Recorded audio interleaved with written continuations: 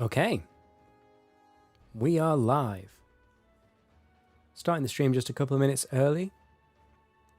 I'm now streaming both on Twitch and YouTube, so hopefully we've already worked out the kinks. I did a test stream earlier today, so it should be working.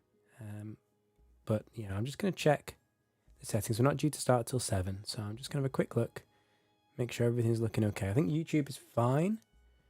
You guys on YouTube, let me know if it sounds okay to you and looks okay. I think it looks okay from my end. And let's have a look at Twitch. How is Twitch doing?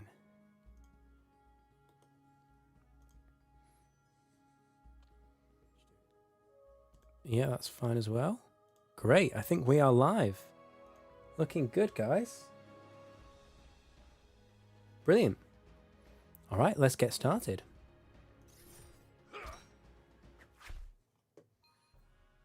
Ah, yes, so I haven't played this account since we streamed last week. So I have just been doing AFK stuff.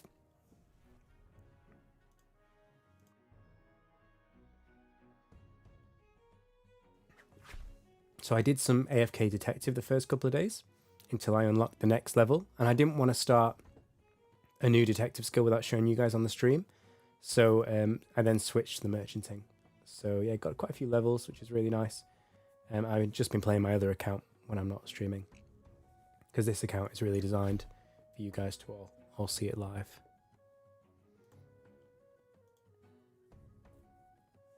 Oh, hey Tech Girl, thanks for joining. Does it all sound okay on your end? I haven't streamed on Twitch before, so hopefully it's working fine. It's worked well on YouTube. So yeah, hopefully everything's good, but let me know if you have any issues. If it seems like laggy or bad quality sound or video, I can probably fix it. We're using all the same settings from the last streams, which have worked really well in the past.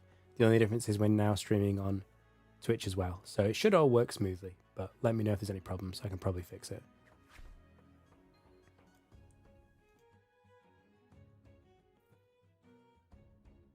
Now, I do have a bit of a cold, but I do have some Lemsip, and hopefully it's not coming through the mic. I'm going to try and be really hot on the mute button, so you shouldn't hear me if I cough or sneeze. But I do apologise in advance if I do that. But yeah, I'm coming down with a bit of a cold. Thanks for your sympathy.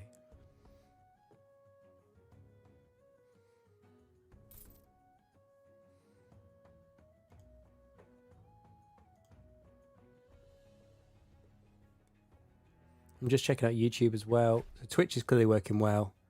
Anyone watching on YouTube, if you could just confirm as well in the chat. It looks fine from my end, but yeah, just message in the chat if, well, even if it's good, let me know, because it'll be good to know the stream's okay.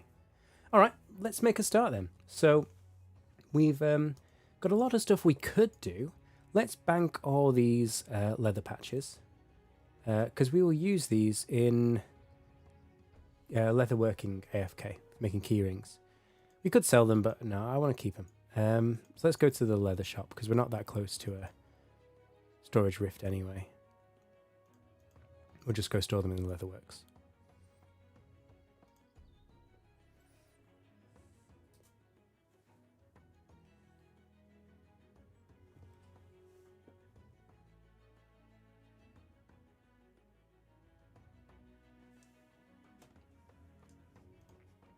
Let's store this. Okay, and we got all our skills in episode 4 to 20, so we can AFK anything.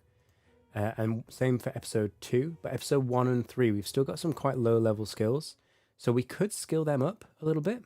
We could try and get 20s in skills, but I'm tempted really to go for the quests, because I know the Spider's Nest is probably the most important side quest, if not just the most important quest in the game. We did that last week. We could do Mantaban's Legacy, because the Mantaban quests do have some good unlocks as well. So maybe we'll go and do that. But yeah, you let me know if there's some... Oh, hi Maria, thanks for joining. Brilliant, I'm glad YouTube's good as well. Yeah, let me know if there's something you particularly want to see. I'm open to pretty much anything. We can try out some of the new skilling unlocks we've got. We can do any quests. or we can skill towards the quest if we don't have the unlocks yet. We can go kill stuff, whatever you guys fancy, you let me know. For now, I'll head towards Mantaban, and we'll check out some of these side quests. But yeah, let me know if there's something you want to see. We can try it out.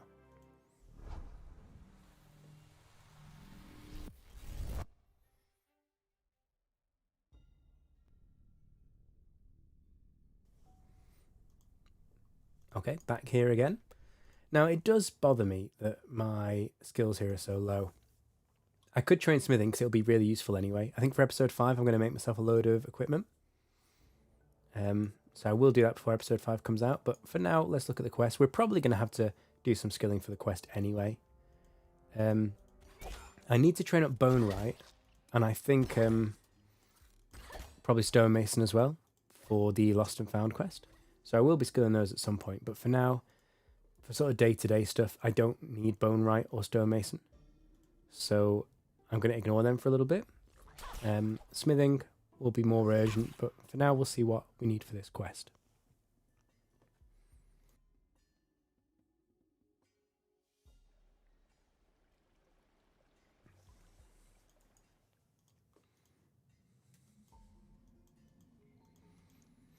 I do want to see what's behind these doors. I remember in the in some of the preview videos there was that cool like mining machine. It was like a train with a big drill on it. A little bit like, you know, the kind of things we use to dig tunnels today. I want to see that. I feel like it's going to be quite high level unlocks, but we'll see. We'll see.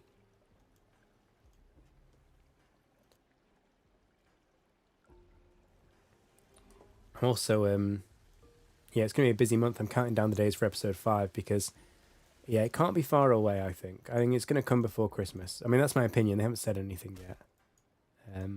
So, yeah, trying to work out what's best to unlock before then, and especially with RuneScape Leagues on Wednesday as well, which I'll be doing. I'm going to be playing a lot of Leagues over the next few weeks. There's just so much good games to play and stuff to cover. Right, start this quest off. Killed the mutants and found Gretel safe and sound. Oh, so he wants to make money. I'll join you in a venture, if my cut is worth the effort. Augustus Mantaban owned this mine.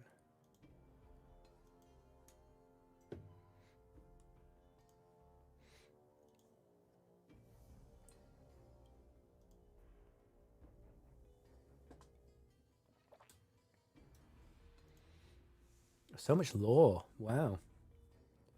I mean, they love their text, don't they? Oh, that's the big bronze gate. Okay, yeah, the one we saw earlier. And the one that's, you know, the big gate that opens in the preview videos. Right, let's go. Oh, there you go. Find his digging machine. One of the keys operates the gate mechanism. If you can find a way around the rock fall to get the keyhole. Okay, so that there's. I remember there's a locked door here. So I think I have to go through this, and there's probably going to be some enemies to fight. And then I'll come around to there to open the main gate. I think that's what's going to happen. Oh, just here. I do like these stoneworms. Oh, there's so many people here now. When I came here, it was almost empty.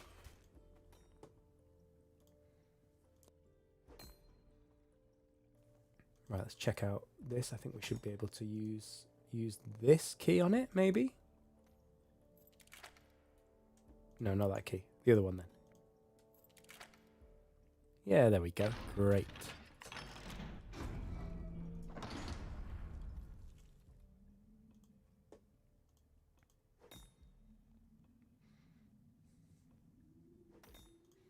Okay, let's head on through. Oh, someone's in here as well. Hello. So can we cross over here? No, not yet. There's a little lift that takes us up and down. There's 3 levers, and there's like a minecart track. Are we going to get run over? No, we can. There's another lever here. Okay. And Mythstone. Exciting.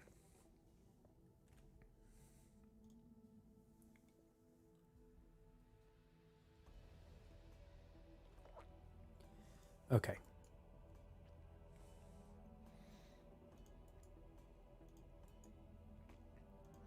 It looks like the stream is a bit more latency because I'm going through Restream to send this both to Twitch and to YouTube, and it looks like the stream is running, I don't know, a minute behind, maybe maybe 40 seconds.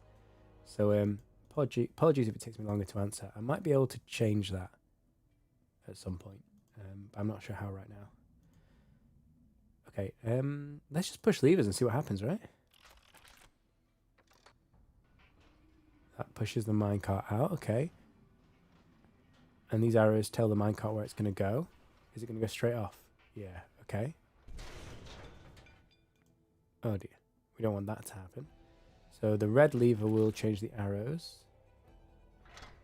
Nice, we need that to stop the minecart crashing. Let's see where the minecart goes now.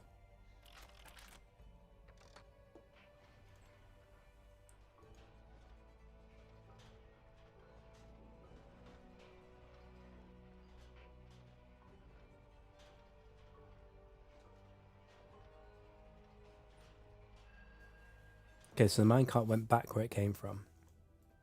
Okay, that doesn't help us. So if we push this lever... I don't think we want this. Will that just do another... Well, let's see. Let's just see what happens when we do it.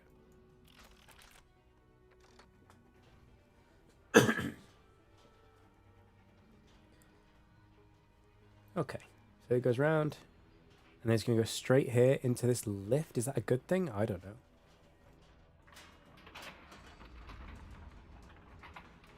Oh, it is a good thing because then it unlocks this lever. And is that's just fixed there now? So what does this lever do? This lever changes that to go up there. Now, if we just hit this lever now, the minecart will come around here and then straight off. So we need to reset the last lever to make it use this loop here. And then, yeah, it'll go into that hole, which will then lift that up. Okay. This is a nice, intuitive puzzle. I mean, lots of games have puzzles that are kind of like this. Not quite with this aesthetic, but, you know, lever puzzles. I remember there's at least 2 of these in old school RuneScape, or the original RuneScape. The Gowers probably designed the ones in the original RuneScape, so yeah, this is their style. It's alright, you know, it's quite nice. It all makes sense. It's all kind of visible. It's not just some arbitrary... Well, it is fairly arbitrary, but it's not, you know, some abstract thing. You can clearly see what's going on with the track, which is really nice. That got quite frustrating in RuneScape, where you couldn't really see what was going on, and it was just basically trial and error. This is logical, which is nice.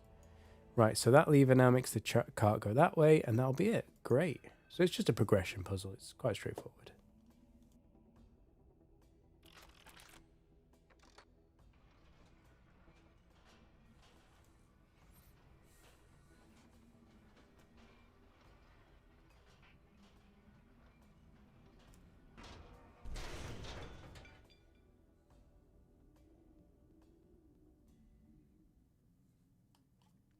Smashing into the other minecart. Oh. What? I thought that would do it.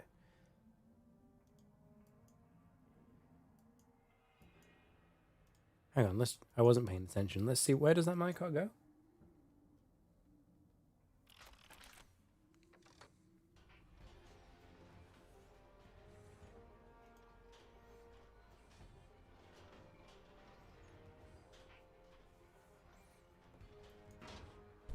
Oh, it falls off there. Because we need to, I forgot to reset that. Okay, which one was that? That was this one, wasn't it? So we reset that.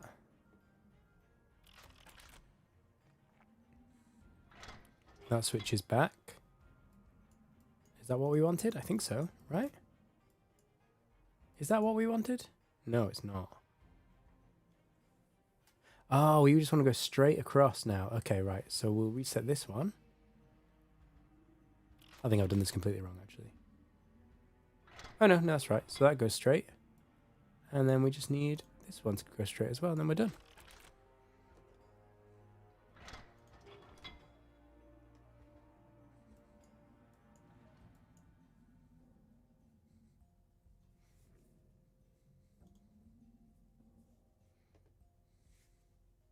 Hey, Tenacious KP. Thanks for joining the stream. Really good to see you.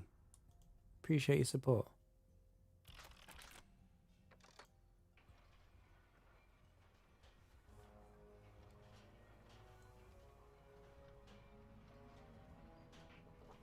Okay, so the puzzles are straightforward, right? It's the skill requirements that are going to kill us. Because this quest is almost certainly going to require us to have higher bone right or probably bone right, smithing and stonemason skills. Well, let's see. Let's see what it asks for.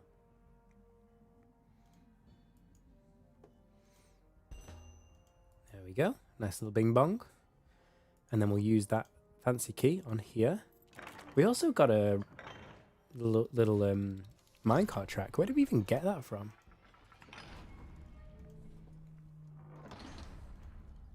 Section of track. Where did I get that? Or maybe it was from in here. Right, we've opened the gate. Great stuff. I must admit, it's less thematic than the gate opening in the preview videos, but hey, we still opened the gate. That's cool.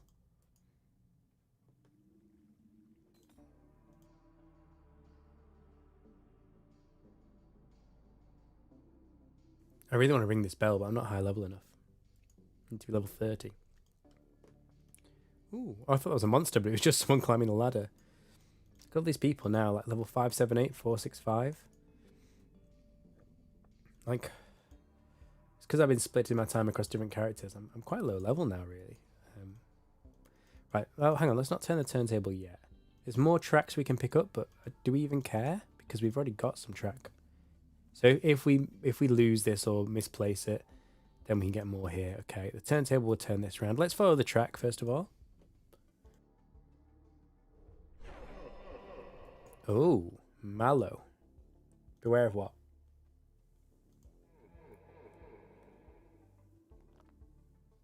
Oh, so Grandfather Mantaban is a ghost, yeah.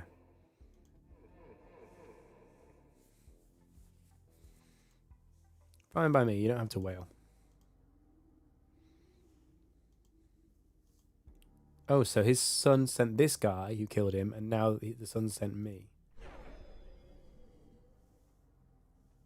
So Mantaban's ghost is going to kill me. Okay, great.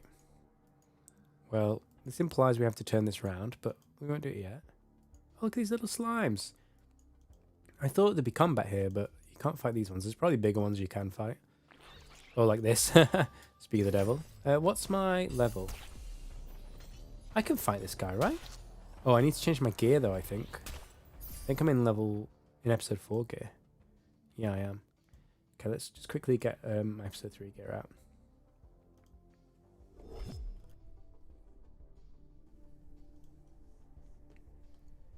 Okay, episode 3.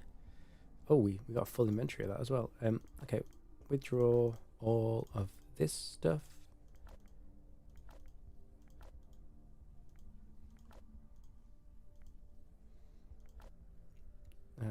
Do we need one of those as well? What have we got? No, we've already got a sword. Okay. Right, equip all this. 54 and 48% versus a flat out 65. Let's take the one with Tempeste damage for now. And then if we get something that's immune to Tempeste, we'll just switch out to the other weapon.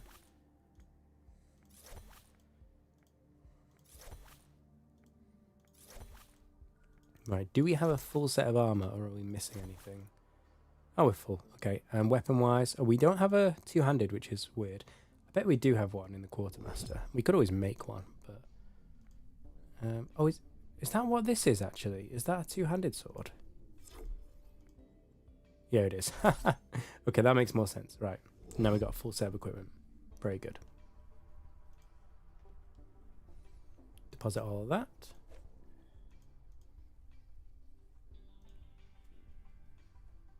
And we're ready to fight. Come at me, bro. These are weak to Cryone, which I don't have.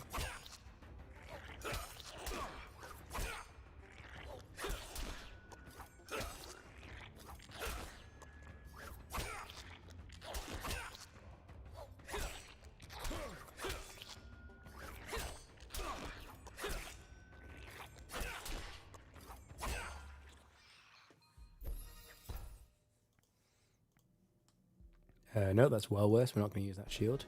We killed our first slime. That's nice. Do we... I think there's lower level slimes we can fight as well, just for the collection log. Oh. I've got no previous action for these. Maybe... Oh no, 18 is the lowest level slime, I think. Blob, I should say, not slime. There's a wheel. Yeah, sure, we'll take that. And we'll keep going this way. We're going to have to, like, rebuild this... Oh, I was so close to escaping. Okay, we'll just get out.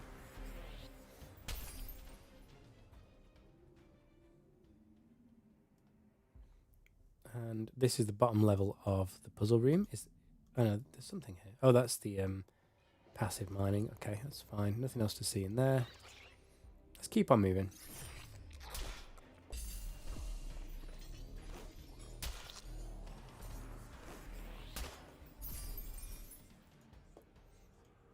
Okay, and let's go up here. We haven't been up here yet.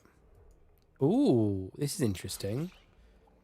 Do not touch the slime, it'll turn you... What did that say?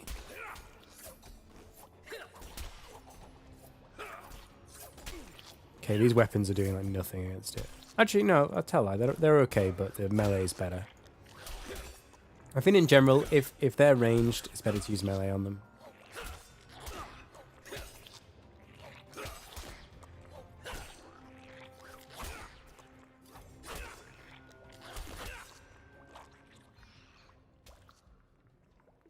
I do apologise if I'm pausing. It's because I'm muting the microphone to cough. So, yeah, I know I'm a bit quieter than most weeks. But yeah, I should be better by the time we stream next week.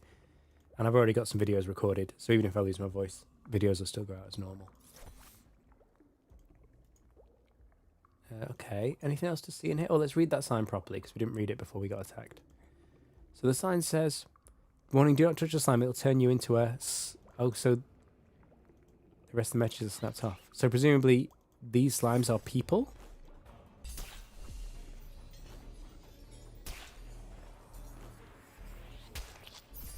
I mean, it could be anything. It could be anything beginning with S, but slime makes sense. Have we been down here? No, we haven't. Oh, hang on. I'm confused. I've lost my sense of direction. South. We haven't been south. Okay, right. Another wheel. 2 wheels. It's always good. You probably need 2 or 4 wheels for whatever you're going to make. Another pickaxe, just in case you've got this far without a pickaxe. Is it even possible to get this far without a pickaxe? Maybe it is.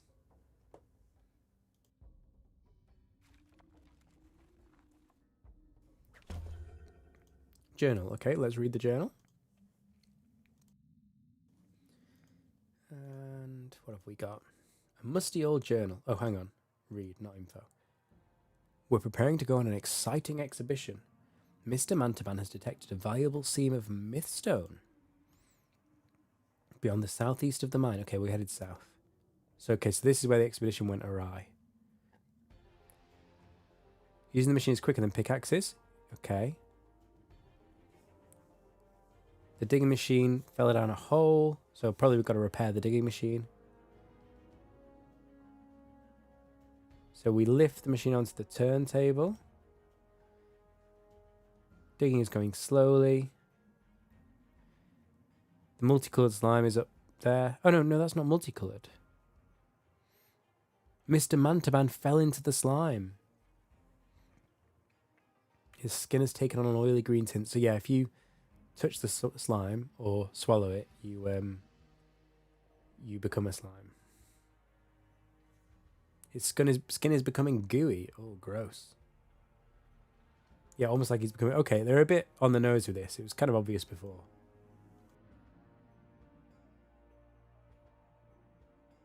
I mean, the environmental storytelling with the sign was nice. The journal's a little bit much. So this is where they showed us in the preview videos the explosions, the explosive potions you use to blow these things up. Oh. Is this Mr. Mantaban? Hello. Oh, how strong are you? A boss monster, level 35. Does he have a special attack? He does. Oh, I think maybe we can wreck this guy, actually. I should have brought more potions, though. I really could do with upgrading my potion, you know?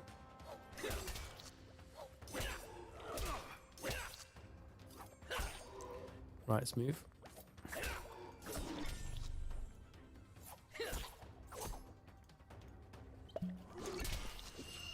Yeah, I don't think we're going to do it this time. No. Oh, no, definitely not. He's going to send us back to Hopeport. Goodbye. Oh, if he hadn't special attacked then, if he just regularly attacked me, I would have been dead. Yeah, okay, I can't clear the rubble until I kill the slime fiend, which is fine.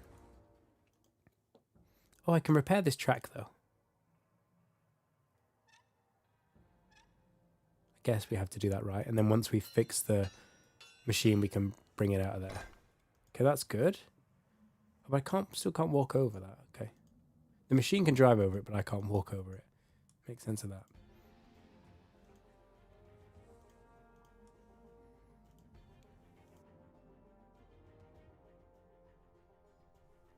Okay. Oh, there's a storage rift here. I didn't even notice. Right. So, should we get a little bit of combat done? We're only level 21.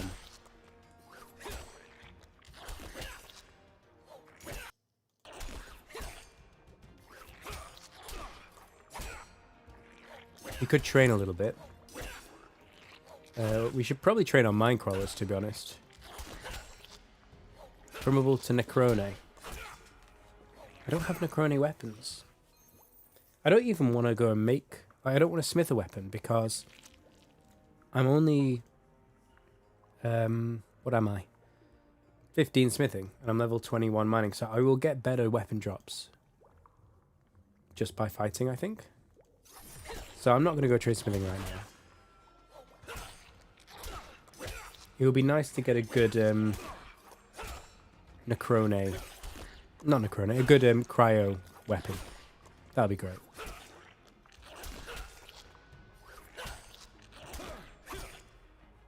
Now that boss fight didn't seem that hard. Like, I'm only level 21, he was level 35. And with very little effort, I got him down to 75% health. So, I think we could kill him. I think we could kill him at level 30. But I'm thinking about taking him on at level 25 or 28. Is that crazy? If we dump our knowledge points into Minefighter as well, we can get there pretty quickly.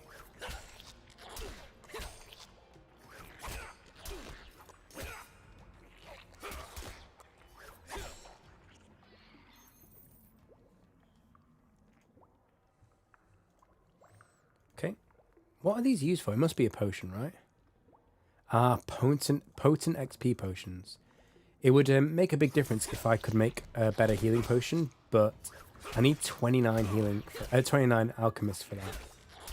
I'm not sure what the ingredients are. I could probably get them. Well, could I? It might need a high level forager to get the ingredients for that, you know. So I'm not going to try and unlock 25% healing at the moment. Hey Meow, good to see you, mate. Thanks for joining the stream. Let me know what the lag's like, because I answered that pretty much as soon as you posted it. And I'm streaming on Restream now to 2 different platforms, so I think that's slowing it down a bit. But yeah, I said at the beginning, let me know how the stream's going. Yeah, if it's if anything gets messed up with the quality or the lag, tell me, because this is the first time I'm streaming to Twitch and YouTube at the same time. So looks like everything's working great, but let me know if not. Anyway, how you doing, Meow? Have you had a good week?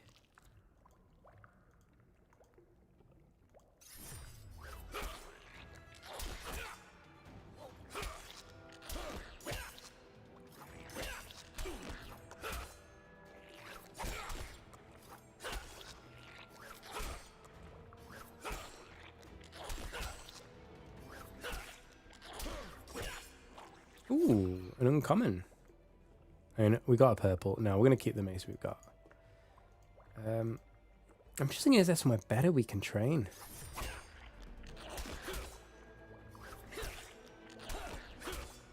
Oh, good. I'm glad you're not noticing any lag.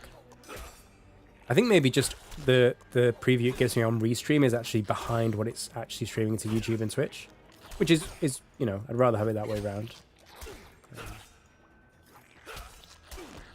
Yeah, glad it's all working. It's good to see you again. What have you been up to? You been playing the game much?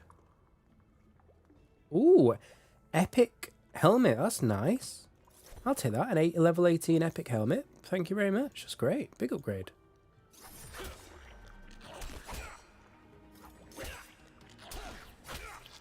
I would like to get an epic melee weapon. But I mean, I'm spoiled, right? I've got an epic range weapon, 2 rare melees, and an epic helmet. So, can't have everything, can you?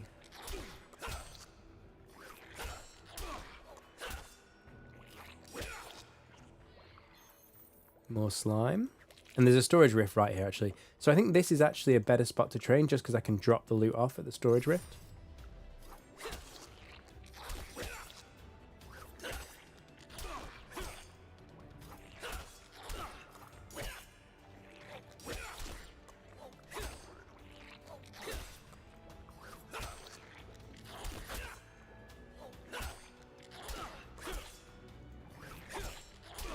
Oh, I did post a poll earlier today, actually, because we've got RuneScape Leagues coming out on Wednesday, which I will be playing. Look at that, a rare drop. Very nice. So I'm kind of, as much as I'm loving Brighter Shores, I'm actually super excited for Leagues. It's funny, because while I'm playing Leagues, I'm sure I'll be missing Brighter Shores, and when I'm playing Brighter Shores, I'll be missing Leagues. But I'll be covering both for the next the next 2 months. But yeah, tonight, obviously I'm doing Brighter Shores. Do you guys just want to see Brighter Shores tonight? I could do like an hour or 2 here, and then I could switch to RuneScape if you guys want to see that. I'm pretty easy. Oh, you finished the quest a few days ago? Ah, good. Yeah, I just fought the Slime Fiend. I don't think... Well, it did say boss, actually, so maybe he is the boss of the quest. He's level 35, and I'm level 21, but it wasn't, like, that bad. Another rare drop, but Hammer Mage is not for me. So yeah, I'm just doing a bit of training, ready to fight him.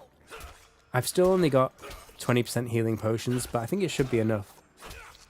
I'm not going to bother training up Alchemist right now. So I'm going to stick with these low-level potions. And I think I'll try to fight him when I hit level 28. And then if I'm going to die. How did that slime kill me?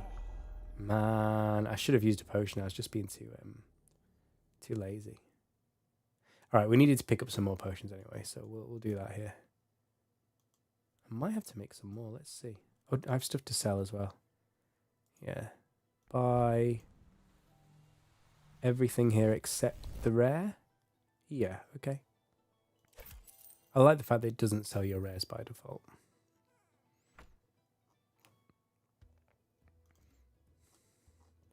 Is that unattuned? No, it's not. It's Manzamantapan. So this is, I've got too much stuff here. Let's withdraw these uncommons, because we've got so many rares and epics now. We'll just sell the uncommons, just to make some space. There we go. We need more bank space. Now people are getting further in the game. We definitely need more bank space. Should I do some enchanting while I'm here? Because I really want to get more detective levels as well. So I might enchant some of my gear. I've got tons of money. How are we on potions? Well, you do not have any more healing potions. Do you have more kelp? Oh, okay, let's go to the beach super quickly. It won't take long. Just do a super quick beach run. Grab some kelp, make some potions. It's all good. What level did you have to get to beat this boss, Meow? I know you said the spider boss, you got to like level 35 or something, didn't you? Did you do that for this boss as well, or did you try a lower level?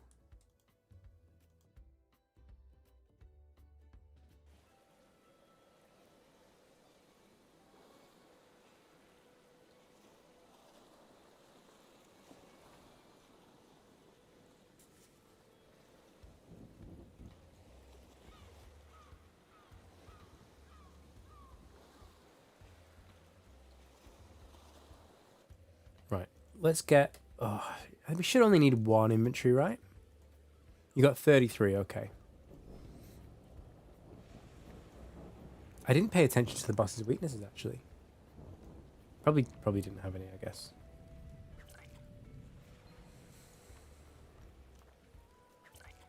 Just wondering whether I should make like a strength cryone potion or something. I don't think it's worth it. I mean, I don't even have a cryone weapon. Which is weird, I'm a cryonite and I don't have a cryone weapon. But hey ho. We'll get one sooner or later. I must admit, as much as I like being a cryonite, I don't find the armor as interesting. I'm a guardian, sorry, on my other on my my non-streaming account, and that armor is just a bit more unique, I think. And then the third character is obviously Hammer Mage, but yeah, you'll see more of him soon. I filmed my first challenge account, like a locked room run through, and yeah, I filmed that the other day, so that should be out. I need to edit it, but it should be out relatively soon. While Leagues is going on, it should come out alongside my Leagues videos. But yeah, I'm excited for that. But that's because it's a challenge account, it's slower progress, so I won't unlock Hammer Mage for a while. The boss didn't have any weakness, meow. Okay, yeah. I think none of the bosses have weaknesses, do they? So yeah, I'm not going to bother with the strength potions then. I'm just going to get the healing potions and then just grind. Get to level 28, Mind Fighter. I don't think there's any point trying to get high level Mind Fighter on that. Sorry, I don't think there's any point trying to get lower level Mind Fighter. I don't think, if I go to 25, I think he'll just beat me again. Maybe not. Maybe with a bit of skill you could do it, but yeah, we'll see. See how long it takes us to get to 25 and then we'll take a decision. Right, this is too slow waiting for this kelp to respawn. I might go to the other room.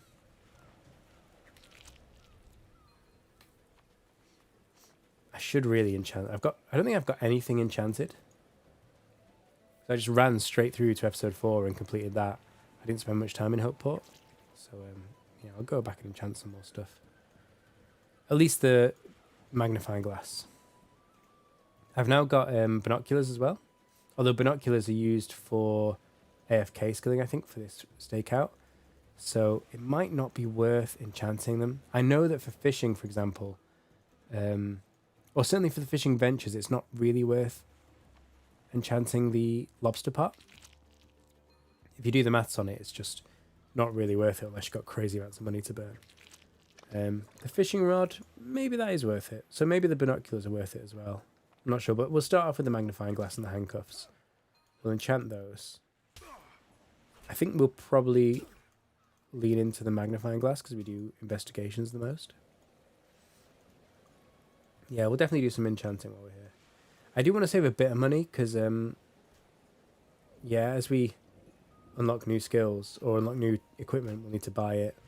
And also as we, when episode 5 unlocks, there'll be a whole load of equipment to buy for that, presumably.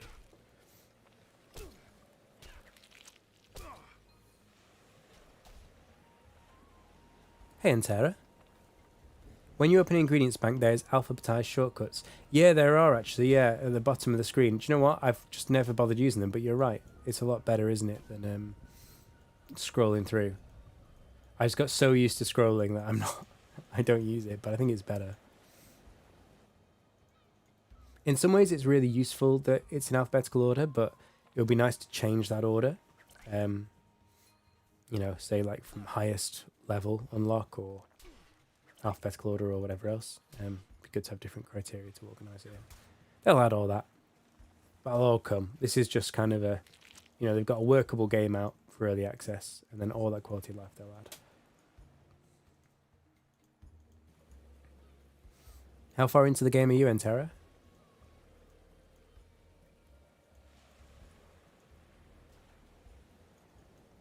Right, is this enough? We'll get a little bit more kelp, and then we'll go get some potions, get some Mind Fighter, and then we'll beat this boss. Deposit all that. Deposit all that. I'll just get 6 more kelp. I think we also need some flowers. don't think we have flowers to make the potions either. So again, a full inventory of flowers and we'll be done.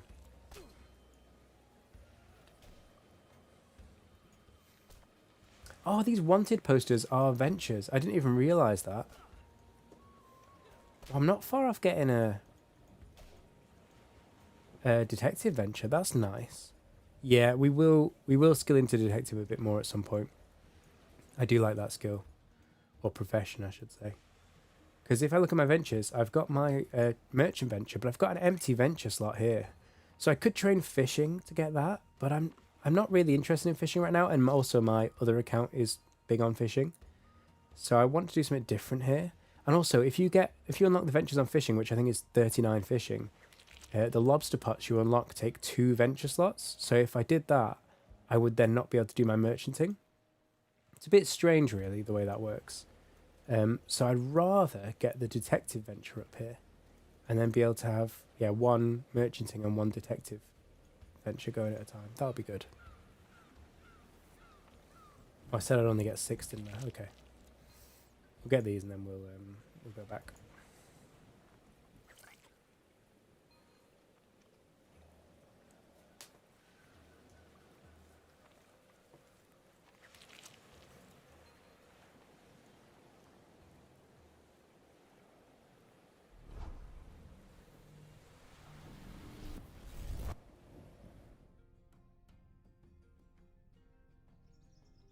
Oh, sorry, I've got a bit of a cold, so I'm a little bit quieter than usual.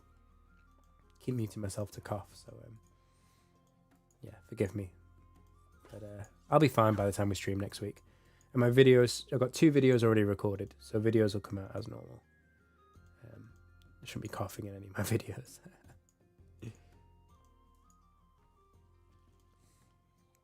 Right, let's check out this bank. So, yeah, you were saying here, so you can just click these, or can you use no, you can't use the keyboard keys. Oh, can you? No, you can't. Even if I close the chat. No. See, it would be nicer if I could just press C on the keyboard and go to here, or S and go to here. But like in the time it takes me to go down and click, I could literally just scroll. So I don't use them very. I do see the benefit. You know, they're okay, but I'm not super bothered about it. Oh, we have 1 flower. Okay. So we need to get a full inventory of flowers, and then we can make a full inventory plus 1 of potions. It does feel nice to have a whole free inventory. I do miss my little mascot fish that I had since the beginning of the game, but we did release Flander the Flounder last week. So yeah, you can see him on last week's VOD. He's gone, which is nice because we now have an even number of inventory slots, which is so good for so many parts of this game. Having an odd number of inventory slots is infuriating. I can't believe we completed the whole story without a full inventory as well.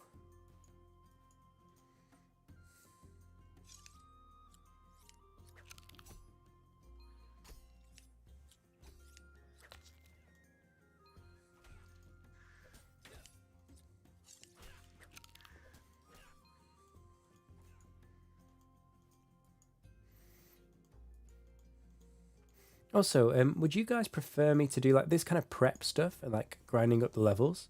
I can do it off the stream and then just save like the boss fights and stuff for the stream if you guys prefer. So far, I've just been focusing on like trying to make it so you see everything that happens on this character, so you don't miss anything. And you know, even if you miss a stream, it's all in the VODs on YouTube. Oh, there we go. We've unlocked AFK foraging after all this time. But yeah, if you'd rather kind of just have the stream for like the most exciting bits, and I do all the grinding offline, I can do that. You guys let me know. Hey, Annie. Yeah, I'm doing well. I'm doing all right. I've got a bit of a cold, but that's life. That's life, you know.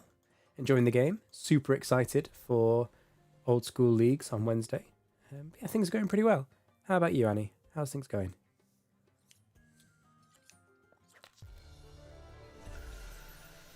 Shall we use... I could unlock Forager, but really I need to... or actually Stakeouts. But I need to get my Minefighter level up for this boss fight. So we'll do that for now. We'll unlock the other stuff later.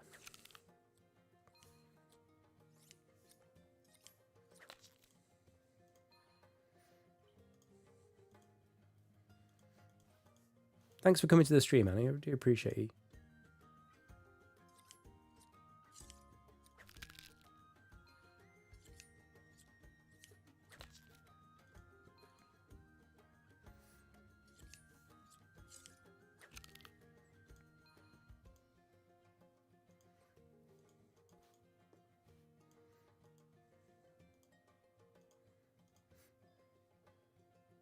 I'm not gonna lie, it is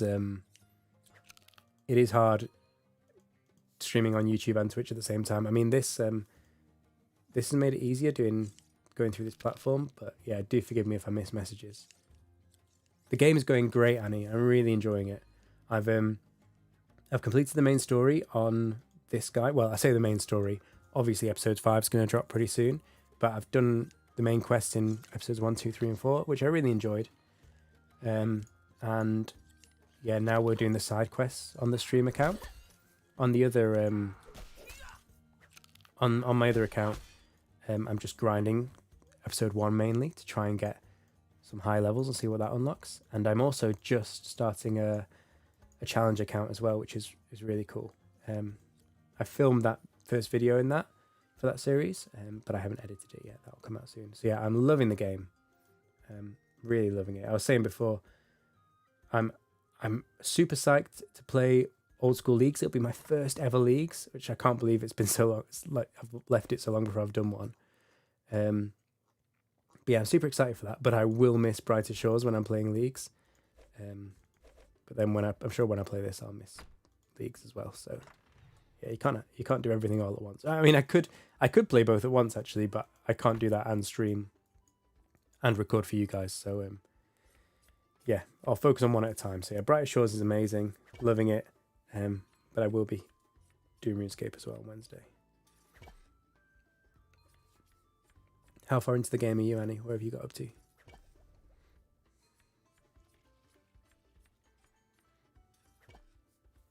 Yeah, Meow, you're right. So I haven't really thought about that yet. So at the moment, I've just been kind of generally spreading my levels. So on a stream, you see a mix of different things. But when we need to go for like a level 60, I think you guys are not going to want to watch me just constantly grind up to 60 or 100 or whatever. So now we're kind of doing the quests. I'll probably stream everything. And then once we have our first big grind, I'll probably do some stuff offline. So you guys, don't have to watch it. And then, save the big unlocks for the stream. But yeah, I wanted to know what you thought, because some people would want to see the entire progress of the account on stream, but it's just not realistic. When you've got like a 20-hour grind, you guys don't want to watch 20 hours of grinding the same thing. Do I play other games as well? And I play a lot of other games as well. And if you look at my YouTube channel, there's quite a few on there, but my focus is Brighter Shores and RuneScape. I'm open to other things. I do play other games, but for YouTube, I pretty much just make videos on those two. Although I do have a special Kerbal Space Program video ready. I've got the footage ready. I've just not edited and published it yet because, frankly, Brighter Shores and RuneScape is kind of more the focus right now. But yeah, so I do a few other things, and then when I'm not streaming or recording, I do play a bit of Dota, which I love. I'm not very good at it, but I do play that. I also really got into Stellaris recently. I love that game. Yeah, I could go on forever. I mean, I was thinking about doing a stream at some point, literally going through my Steam library and saying, what do you guys want to play? Because I've got so many amazing games on there that I just haven't made the time to play. So yeah, I play all kinds of things. What kind of games do you play? Dead by Daylight. I've seen videos on that. I don't know Texas Chainsaw though. I haven't seen that. But yeah, Dead by Daylight I've heard of. But yeah, I have some friends who I play kind of those arena style games with. But yeah, I can't really film those. I guess I could ask all my friends, or do you mind being in the YouTube video? But it just kind of gets messy with all the chatter. So yeah, it's harder to make content on those kind of team games. If there was like a group of content creators who did it, like sure. But when it's kind of just people who are doing it you know, privately for fun, it's hard to ask them to record it. So I guess that's your main game, is it? Dead by Daylight. Do I stream daily? I stream every Sunday night. So this time on a Sunday, well, 7 p.m. UK time on a Sunday, I start my stream. When Leagues comes out on Wednesday, I'm going to try to stream as soon as I finish work on Wednesday. And like when Brighter Shores launched, I streamed like all day, every day for a week. It was crazy. So when I can and when like there's big stuff going on, I'll stream more often. But my regular schedule is every Sunday night I stream. And typically I put out shorts and long form videos every week. Typically it's normally shorts on Thursdays, long form videos on Saturdays. But yeah, it's not always the case. But yeah, videos every week and stream at least once a week on a Sunday night.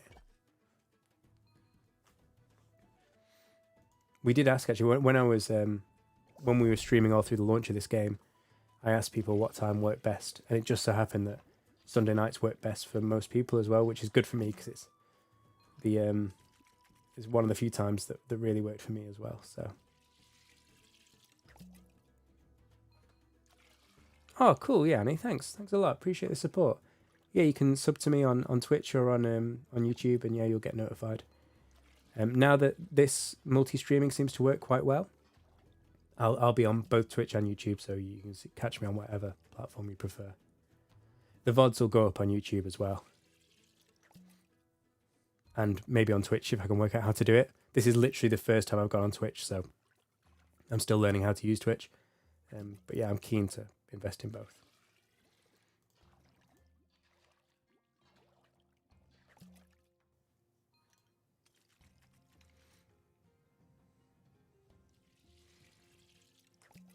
Have you been playing much this week, Meow?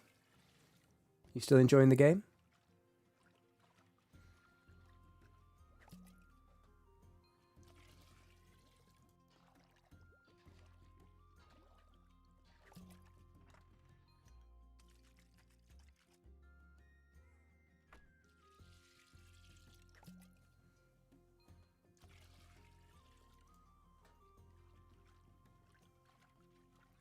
Right, that's enough potions for now. We'll go get a few Mindfighter levels and then we'll try this boss again. We'll be throwing our knowledge points into Mindfighter as well, so I think this is going to go pretty quickly. Question is, do we go and fight the slimes or do we go and fight the mine crawlers? I think we fight the mine crawlers. I mean, we don't have a weapon that they're weak against, but we don't have a weapon that the blobs are weak against either, so. Do we have a Tempeste weapon? I mean, I could try and find the wraiths. Now that I've unlocked that part of the mine, I bet the wraiths are down there as well.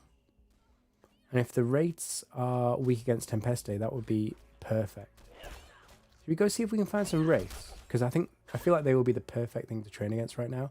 Because they're a little bit lower than the blobs. I can't believe a blob killed me, to be honest. But yes, the wraiths would be slightly safer to train on and still higher level than other monsters. You've been playing quite a bit. You got 500 total level. Wow, well done, man. Yeah, I'm still a way off. Or like literally, because I'm just doing this on stream, I'm nearly 400 on this account, and then my other account actually just overtook it. It's 395, I think my other account is. Obviously, my challenge account is low level because it's only just started. But yeah, my streaming and my kind of offline main are just nearly 400. So I'm quite a long way off 500 yet. You saw a level 1500 walk by, yeah. I haven't seen any 1500s. I've seen some like 900s and 1000s. There's a lot in episode 1 in the kitchen. There's a lot of people who just grinding cooking. Yeah, I've seen a few of them. We don't want to fight stoneworms. Too low. Oh, okay then. He attacked us. Fine. It's immune to Tempeste, so we don't want to use our Tempeste weapon. I should memorize these, really. I guess if I get locked in combat in a certain episode, I guess I'll memorize all the weaknesses of all the monsters there. But at the moment, when I'm switching between episodes, it's too much to remember.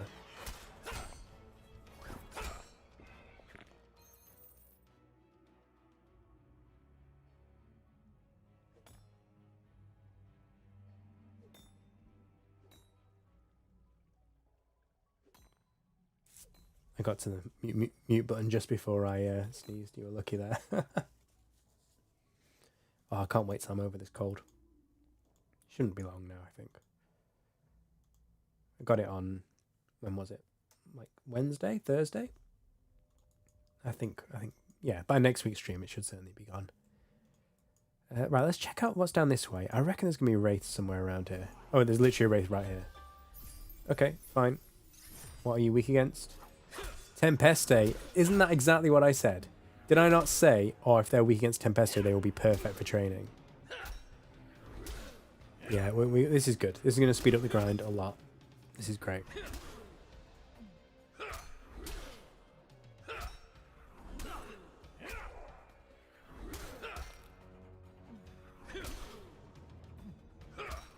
I mean, this is actually closer than I expected. I got quite low then. Was I unlucky or what? Try going south. Yeah, thanks, Meow. Okay, let's try it. What's through here?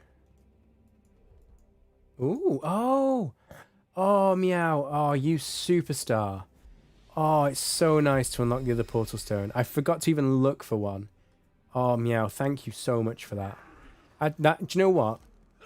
It's worth starting this quest and just coming and unlocking that portal stone, because in the main story, the amount of time you've got to spend teleporting to here and running all the way through all these tunnels to climb up here, to go around here, to come and get like the gnomic silver, for example, or to drop off the stuff for the crystal. Like, if you just come down here and unlock this, I mean, what have I had to do? I've had to talk to the gnome to get the key, and then do a really simple puzzle, and that's it. There's no like level requirements, so that's such a good idea. Just come and unlock the portal stone. Thank you so much for that heads up, Meow. That was really good.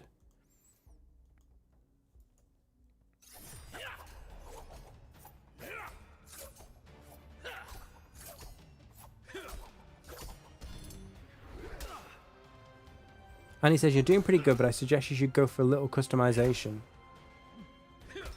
Yeah, Annie, you're right. My Twitch, I need to work on. I literally, when I created my YouTube account, I created a Twitch account because I would need it in future. But I've literally not touched the Twitch account until today when I was streaming. So yeah, you're 100% right. I'm gonna go and do some work on the Twitch account, because obviously I've had a few people watching on Twitch now, so it's something people want to see. So yeah, thanks for the heads up. I will do that. I've got some videos to get out this week as well, and then of course Wednesday is RuneScape Leagues. So tomorrow and Tuesday I'll try and work on the Twitch account. But yeah, YouTube is, I think, is pretty good now. I mean, there's always stuff to improve, but yeah. I'm so happy to have people watching on Twitch and YouTube. I was worried no one would find me on Twitch, but it's really nice to have you.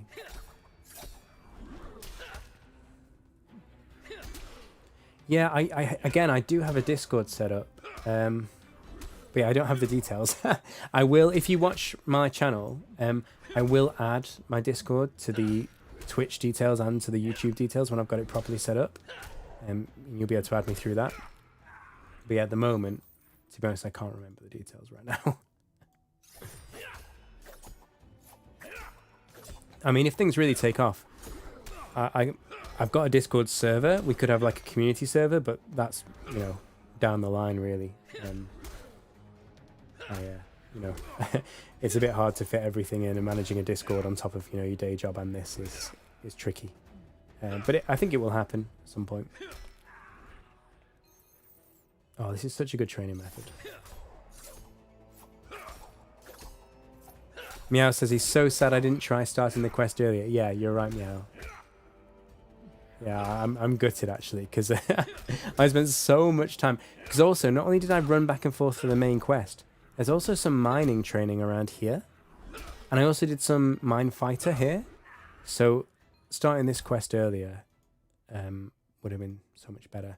Maybe that's a general rule, for whenever you get to a new episode, you're probably better off just starting all the quests. Even if you look at this, and right, you're not going to have the level requirements for the 5-star quest. But you can start it, because it might open up a new area which has got some good training methods, or a teleport or something. So I might do that. When episode 5 drops, I might just start all the quests, just see how far we get. It'll be a little bit messy because we'll be doing the quests kind of piecemeal. But I think that's probably a good thing to do.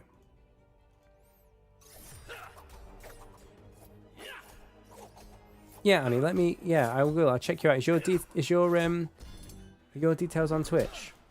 I can message you afterwards.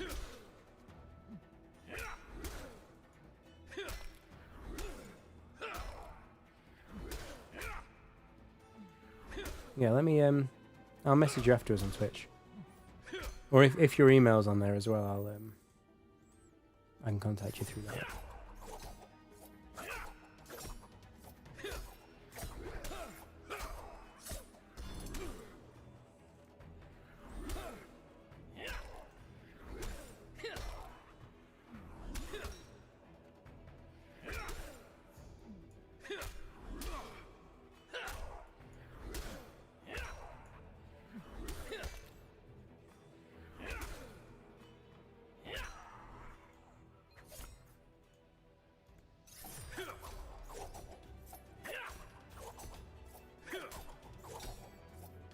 Annie, what do you mean by stuff? Have you got like I've just looked at your Twitch account. You don't have like an account set up or anything. Do you have it's set up, but there's nothing I can see on there. Are you have you got another account?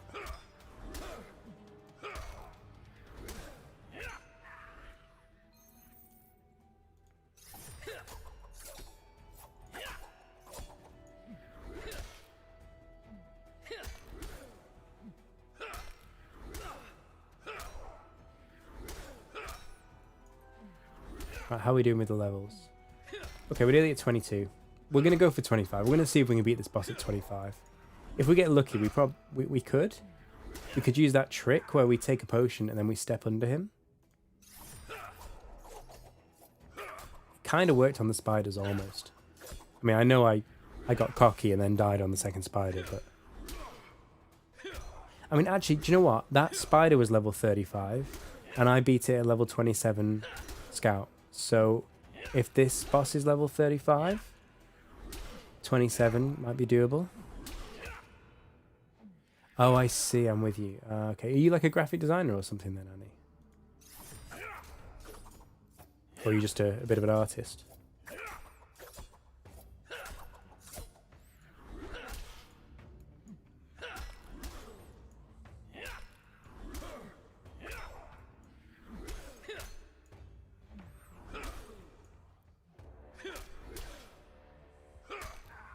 Ooh, plate legs. This might actually be an upgrade. Yeah, it is. Great, okay. Love an upgrade.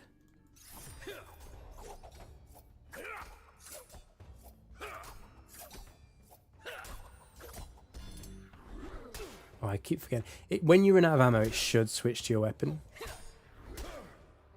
Have I been using the wrong weapon this whole time as well? Have I been switching to the two-handed instead of the Tempeste weapon? I think I have. The whole point of these raids is they're weak to Tempeste, and I've not been using Tempeste.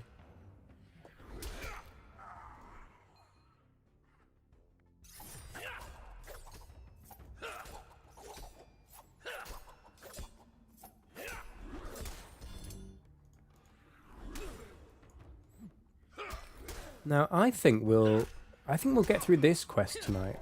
We just need a few Minefighter levels, and then I think we'll have what we need, unless it needs us to grind out like smithing or something. But I'm feeling relatively confident. So if we do, the question is, what's the goal after that? I mean, we're not going to do the 5-star quests. Not in one sitting, I mean.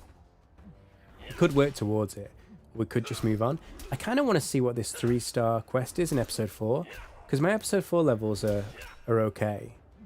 It wouldn't be hard to get the quest unlocks, and I just love episode 4. For me, like, yeah, everything about it I really like. I think the professions are my favourite part of it. They're just really diverse. Oh, you're an artist, Danny. Cool, cool.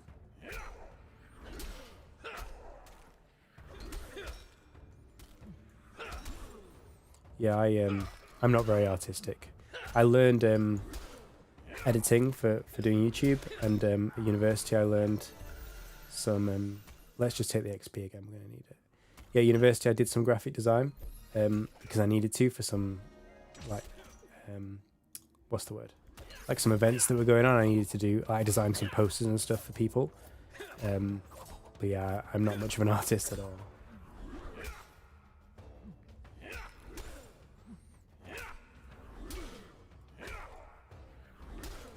Yeah, I got you, Annie. Like I said, I've got a Discord that I've created, but I genuinely don't know what it is. I'd have to go and look it up. But it will be. There's like a space in Twitch and in YouTube for putting your social media on your account. So I'll be putting that on there once the Discord, once I've found the Discord and remember what it is. I'll just put it in my profile, so you can just put it from there.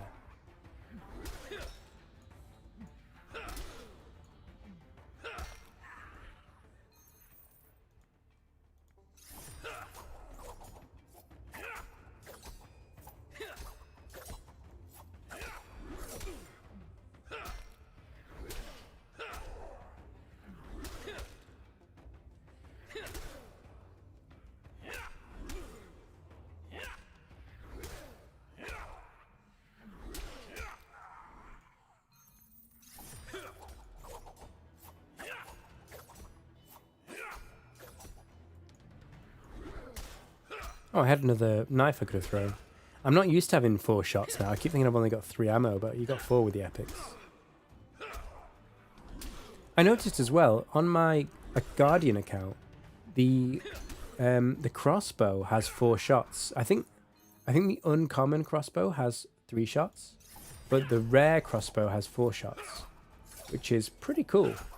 I think I've had rare ranged weapons before that only have 3 shots. Maybe I'm remembering it wrong. I thought you needed an epic to get 4 shots, but it's not always the case.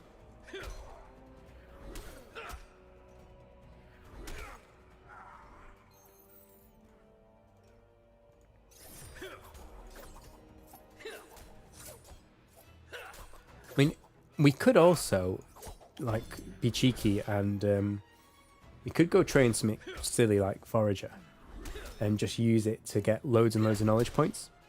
We can do, you know, a really efficient circuit and get knowledge points and then put all those knowledge points into Mindfighter. I mean, it would take a while because one knowledge point gives you like a quarter of a level. Well, if you use XP potions, it gives you a bit more. I should have brought some XP potions, actually. Never mind. Maybe we should do that. Because combat, it doesn't matter if you use an inventory slot for potions. Because you're not using your inventory anyway. But yeah, I think it's more efficient to just train it directly here rather than try and just farm knowledge points for it. Yeah, no, that's not an upgrade. Hey guys, thanks for joining. We've got 11 people watching on YouTube. Cool to have you guys. Just checking Twitch as well. Oh, great.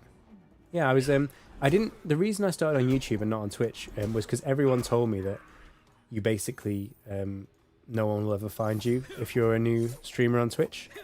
So I just focused on YouTube to start with, but because streaming went so well the past few weeks and it was great just chatting with people, I thought, oh, well, I'll see if I can stream on Twitch as well. So I'm really encouraged that people have found me. That's really nice.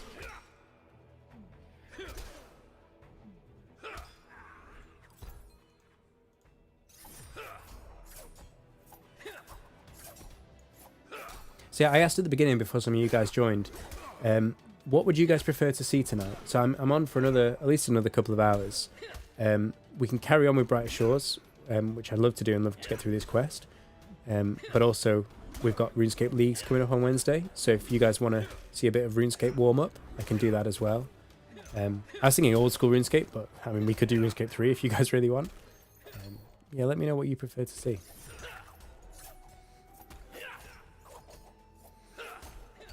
Next Sunday, I think we'll be streaming Leagues. Well, not just Sunday, Wednesday I think we'll be streaming leagues, and basically whenever I can get on during the week we'll stream leagues. I've still got Brighter Shores videos coming out. I should have one for Saturday. Maybe we'll do a Brighter Shores stream this week as well at some point. But yeah, we'll definitely be streaming leagues.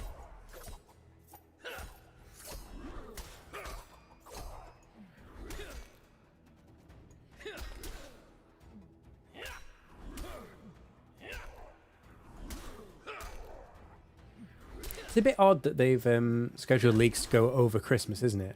I mean, I get that a lot of people are off work, and you know, it's kind of cold and dark outside, so maybe people aren't going out, but typically a lot of people will be like traveling over Christmas and have other plans.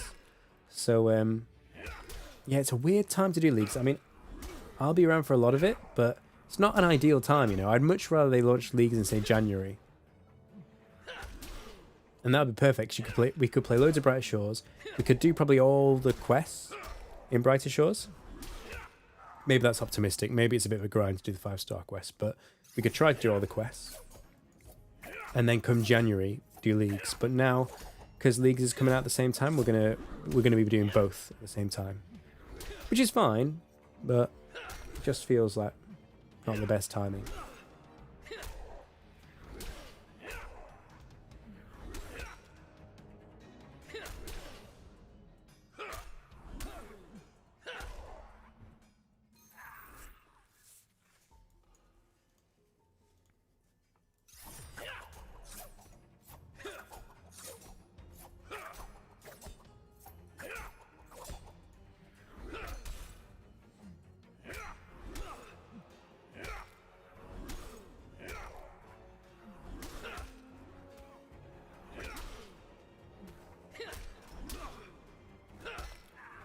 So Meow, are you now that you finished this quest, are you carrying on to try and do the 5-star quest here, the Forgotten Things quest? Or are you doing other stuff in like episode 4, for example? What's your focus at the moment?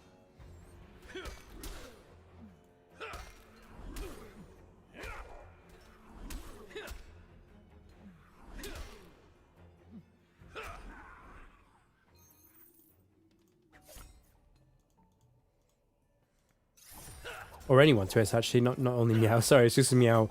Meow mentioned the quest earlier, but anyone who's watching, you know, what are you guys focused on at the moment? Or is anyone watching who actually doesn't play Brighter Shores and you just want to see what it's like? Or does everyone who's watching play the game?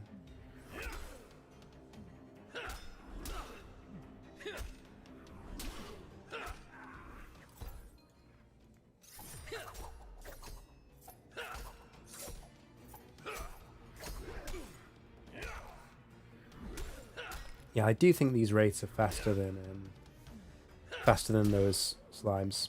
With their weakness and just being slightly lower level, I can get through them quicker. And I think it's almost impossible for them to kill me. It's a lot safer. Oh, you were going for Lost and Found. Oh, really? You have to complete this quest to do the Lost and Found quest. Okay. I mean, that does make sense, doesn't it? If you've got the level requirements to do Lost and Found, you can probably do this pretty easily. Yeah, because Lost and Found is a big unlock, isn't it? We say it's a big unlock. I mean, I've got quite a lot of epic items just from, you know, getting level 20 or 30 in the combat skills.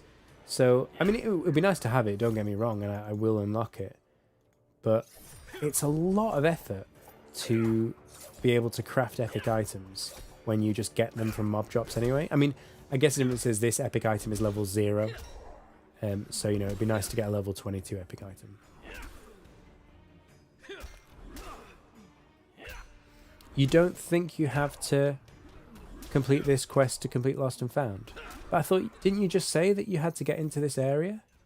Or, oh, okay, so you're saying you have to start this quest, but you don't necessarily have to finish it to get Lost and Found. Is that what you're saying?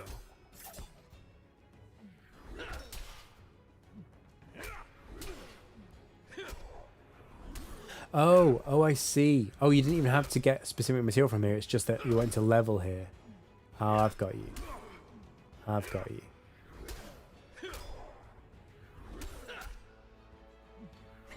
So you're a Hammer Mage, Meow. What class did you go for?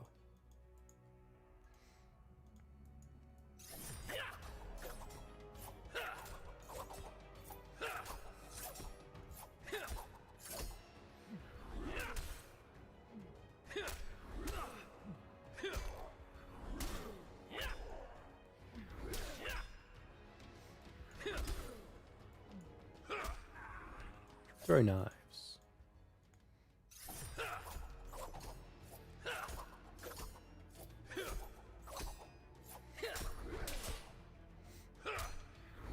Oh, we should train on something else once we level up.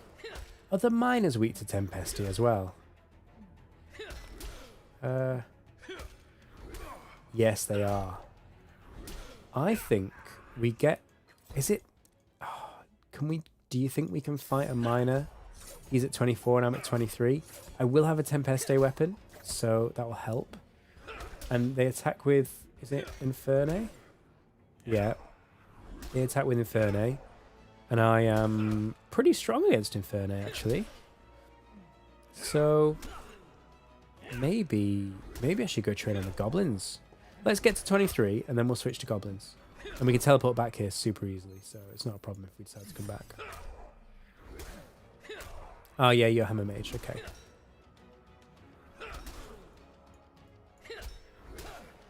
The requirements were some of the same skills but lower level. Yeah, I got you. Yeah, so the quests kind of play into each other. You do this one, then you kind of... You know, it's not you might as well do the other one, but it certainly helps.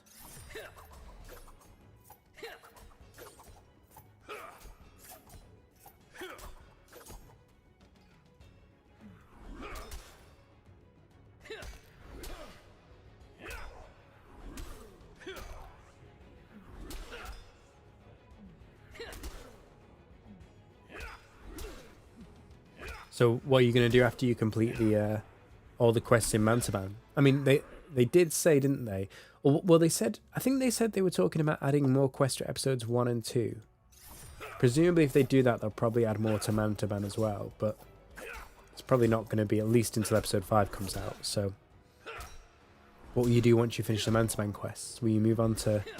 I guess you'll move on to a different episode, right? Or are you just going to stay here and grind out the high levels?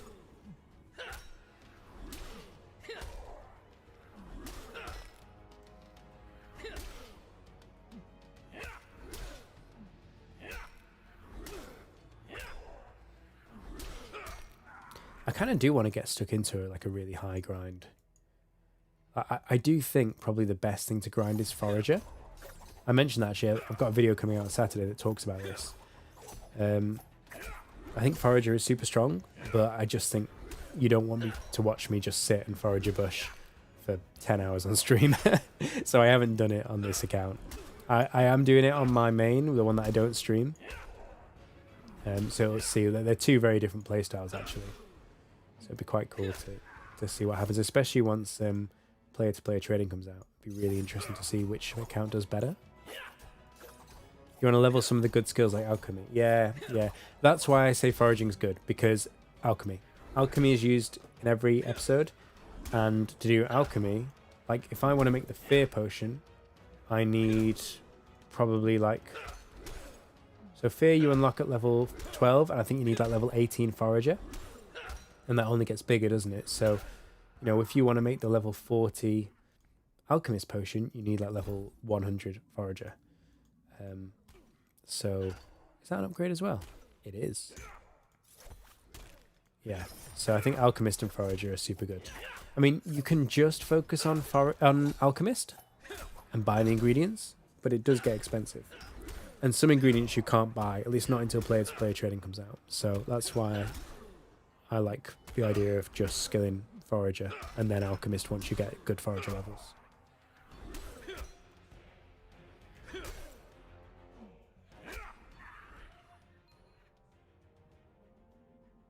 Oh, I might have to make a cup of tea. I'm struggling a bit with this cold. Everyone I know is sick as well. It's crazy. Like, it all started last week. Our baby got sick, and then my wife got sick, and I was fine for a while. But now I've got it, and we took the baby to the doctor, and it was crazy. There were like 20 babies at the doctor, all sick, so clearly there's something going around. So all I know, meow, unless I'm being super stupid, is that you can't buy kelp, because I tried to buy kelp on my challenge account, and it wouldn't let me. So yeah, maybe you can, and I just missed it, but I don't think so. Maybe kelp is the only thing you can't buy. I'm not sure. But I don't think you can buy all of the alchemy ingredients. But you can buy a lot of them.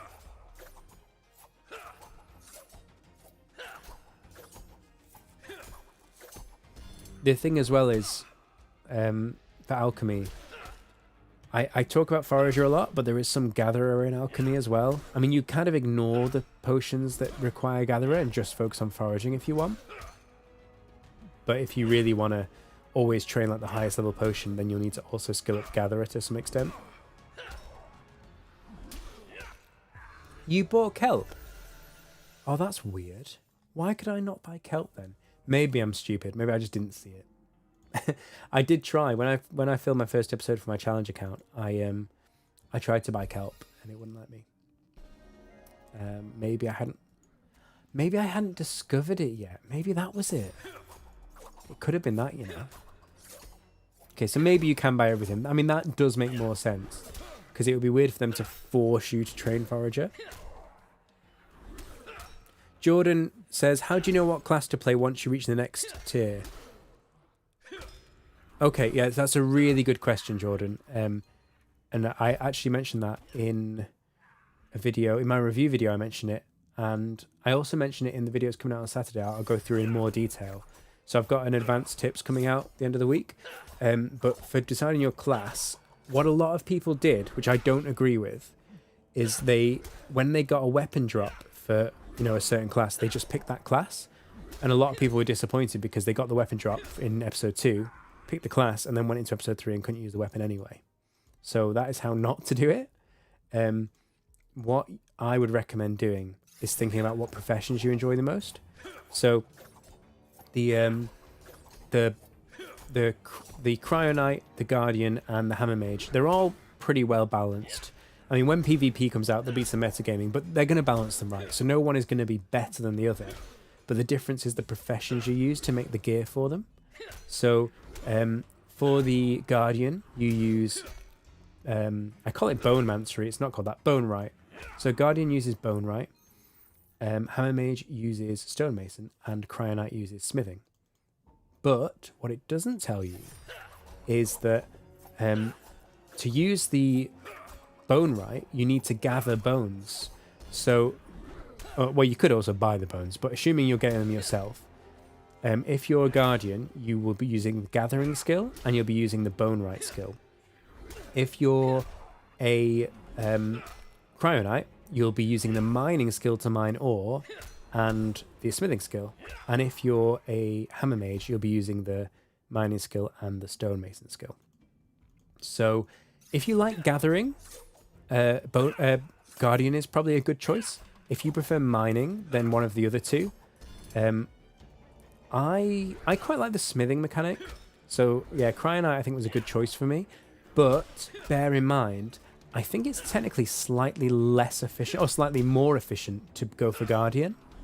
Because the equipment to make the Smithing and the Stonemason gear, the gear for the Cryonites and the Hammer Mages, uses gas as like a resource. So you've got to go out and collect these slugs that then suck up this. You then take the slugs to another place that suck up gas. And then you go to the machines and you put the gas into the machine. And you don't get any experience for doing that. So it's kind of feels like not a waste of time, but feels like dead time. You don't need to use a lot of gas, to be honest. You don't spend a lot of time doing it, so it's not a major deal breaker. But technically speaking, because the Bone Right machines just work without gas, you're actually slightly more efficient making Bone Right gear than you are making Smithing and Stonemason gear. So if you want to min-max, you could argue that doing the Gathering and the Bone Right for Guardian is better than for the other classes. Yeah, you pick your class in episode 2, yeah. So when you follow the main story, quite early on in the episode 2 main story, you pick your class. I mean, I'd suggest just picking what you like what looks cool to you. They should be fairly well balanced. I mean, you've got 3 character slots, right? So you're going to be able to try them all out. But yeah, I think if you really want something to decide for you, I'd think about what you want to do in terms of making the gear. If you like the idea of gathering bones and then crafting them, go for Guardian. If you really want to get super into mining, then probably pick one of the other two. I mean, the difference between stonemason and smithing professions are, yeah, kind of aesthetic. They work mechanically pretty much the same way. They look quite different though. I mean, Cryonite is your more typical kind of smithing, like in any game, but I really like smithing in games, so I'm really happy with that. But I would say the Cryonite armor and the Cryonite crafting mechanics are kind of just like what you'd see in any game, whereas the stonemason is a bit more different, and the hammer mage armor, like look at this guy, he looks just a bit more interesting than me, in my opinion. So yeah, if you like the aesthetics, you might want to pick one of those. You find gathering a bit boring. Yeah, fair enough.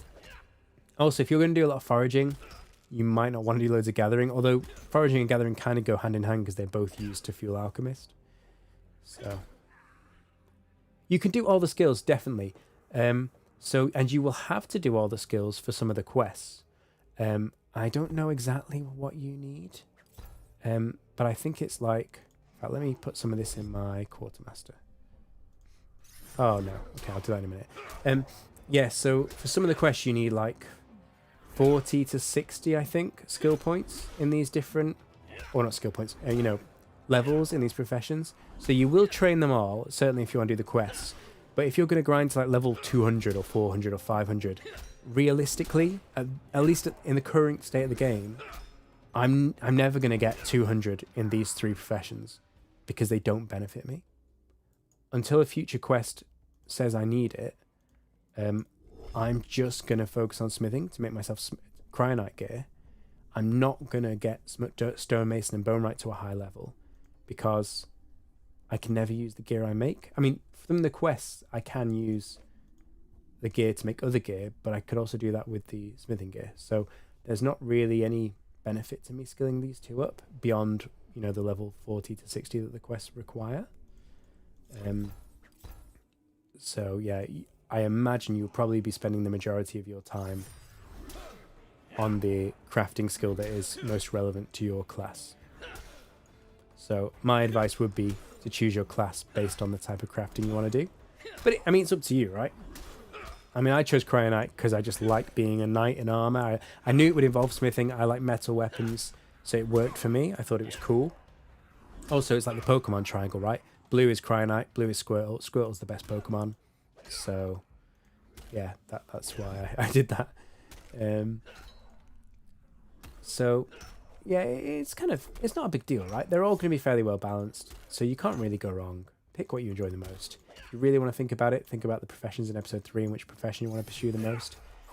They will probably be adding ways to make these other professions more relevant, even if it's not in your class. So what I just told you is certainly the truth for now, but I wouldn't be surprised if I end up, after more episodes come out, there might be real value in me getting a high-level stonemason. So I might end up skilling that eventually, but in the short term, smithing is my priority. It's the profession I enjoy the most, and I'm a Cryonite, so the two go together. While looking at gear and weapons, what does each of the stats mean? Whoa, that's a good question. We can do that now, can't we? So, did I get a rare? I got rare legs and I didn't even notice. Okay, let's look at these new rare legs I just got. Oh, change my weapon. So let's look at them. So, for the armor, these are the different types of damage you can do. So if I look at this Wraith, it says it attacks with Necrone, or Necrome, and vulnerable to Tempeste. So if I look at the armor, it can just attack with basic impact. I think everything can attack with basic impact. So that shows me how much defense I have against impact damage. And this is Necrone defense. So this is actually quite high Necrone defense. So this is a good thing for me to wear against the Wraiths. So I'll put that on now. I mean, all its stats are better than my current weapon, current armor anyway. But yes, these are different damage types and how good it is at defending against them. So you could get, I'm sure we've got them here in our inventory, you could get two legs that are very similar, but one defends more against Arbore and one defends more against Cryone. So I mean, this is relevant now for these monsters because each monster does different types of damage. Everything does impact, and then they could also do one of these special types. But also, especially when PvP comes out, like if you have gear that is stronger against Arbore, you will be stronger against Guardians. And here you see, so like this leg here will be really weak against Hammer Mages because it's weak against Tempeste. So yeah, this is the defense values against each type of damage in the game. So yeah, it's if you really want to, well, yeah, if you really want to min max, you should keep alternate armor in your chain, in your Quartermaster, and switch out your armor for the type of monster you're fighting. But more importantly, I do actually cover all this in my video coming out on the weekend. More importantly, if you look at the weapons, that has a bigger impact. Certainly for PVM, when you're fighting monsters. So if you go into here and look at your weapon, very similar to the armor. So it does 54 basic, impact damage, but it has a 48%.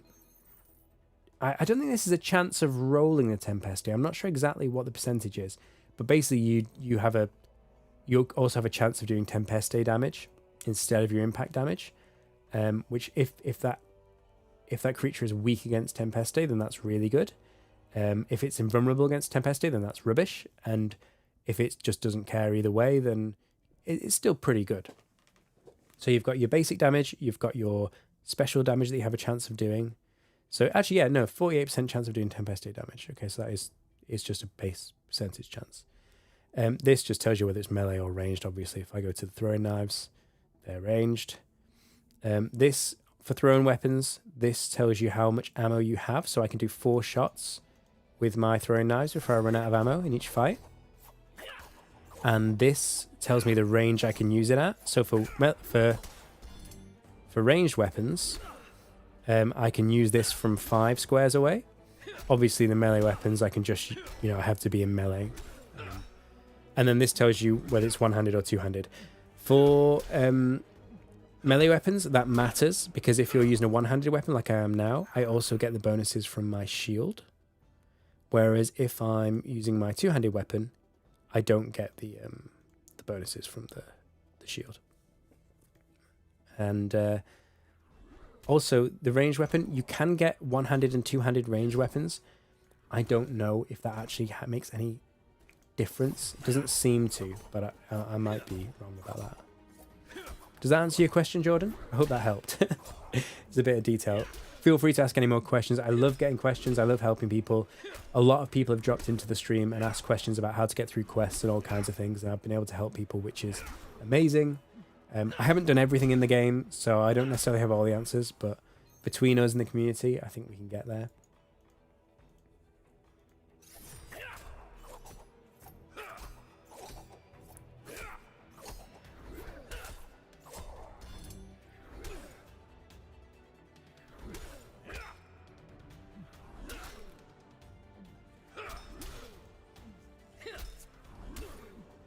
I hope that answered your question anyway, Jordan. Hopefully I'm not saying you to sleep. I'm just going to leave these uncommons on the floor. I'm not even going to... Actually, do you know, I am going to send them back to Quartermaster because we're going to go and fight some goblins now. So let's send this back. We're going to pick this up. And I think we're going to sell everything, right? Yeah, let's just sell everything. I mean, we won't get tons of money because it's all common and uncommon, but it's good to clear the inventory space.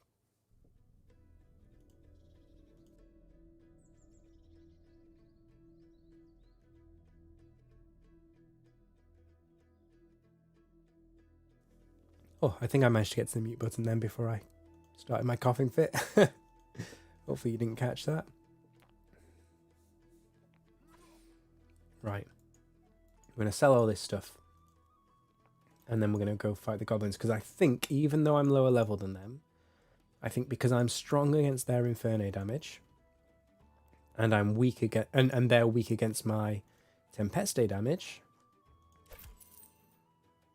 I think we'll be onto a winner. I might be wrong, but I think we can probably train on the higher level goblins now, which will mean faster XP.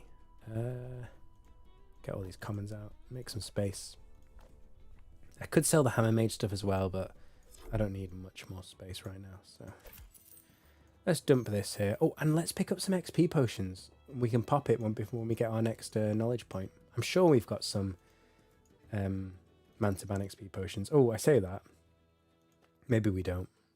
Maybe our alchemist level isn't high enough. Oh no, we do. We got 15 of them. Great.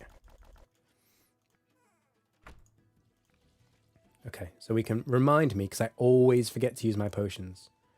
But yeah, when we get a knowledge point, pop the potion before we cash in the point. Southwest mine, because we're going to go fight the goblins.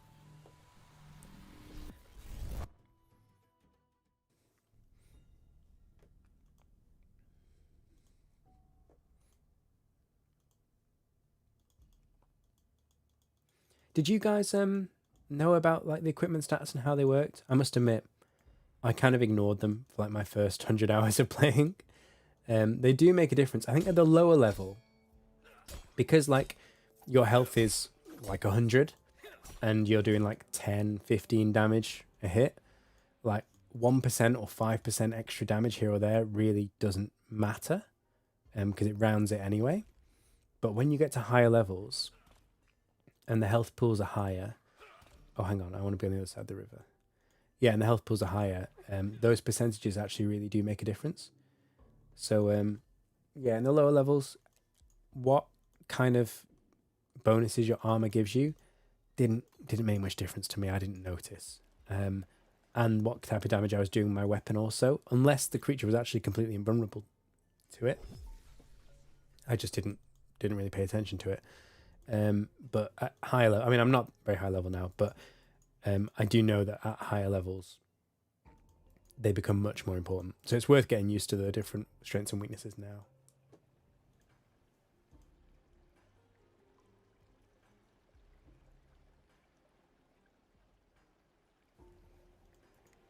Is this where the goblins are? It is, right? Yeah, okay, cool. Oh, he's going to be immune to Inferno. Yeah, my weapon does Inferno, but that's fine. I still did a bit of damage before he got to me. Even though it's an Inferno weapon, it's still worth using it. Because he's not ranged. This is actually a little bit close. Close for comfort, isn't it? Yeah, let's use potions.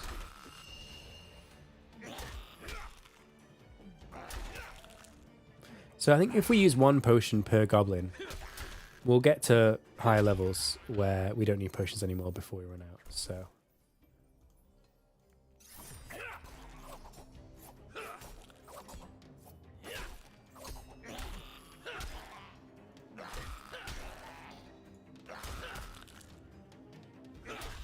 yeah, this is alright. Oh, this one's going a lot better actually anyway. We got the potions if we need them. Like if he gets a big hit like that. The hardest one I find is the hags in episode 4 because they attack so slowly, but they do so much damage. So you can be on like half health and they can just one hit kill you if they get a lucky roll. So it's super hard to understand like when to try and escape the fight or when to use your potions. So yeah, the hags I don't train on unless I've got like a significant advantage against. Whereas the goblins I kind of feel a bit safer because even if I'm losing the fight, I can probably escape or at least use a potion.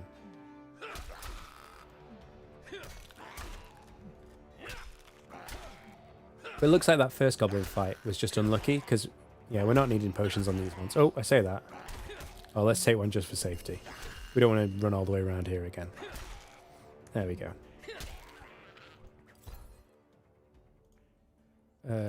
I've got a better shield than this, right? Oh, I'm not even high enough level to use it anyway.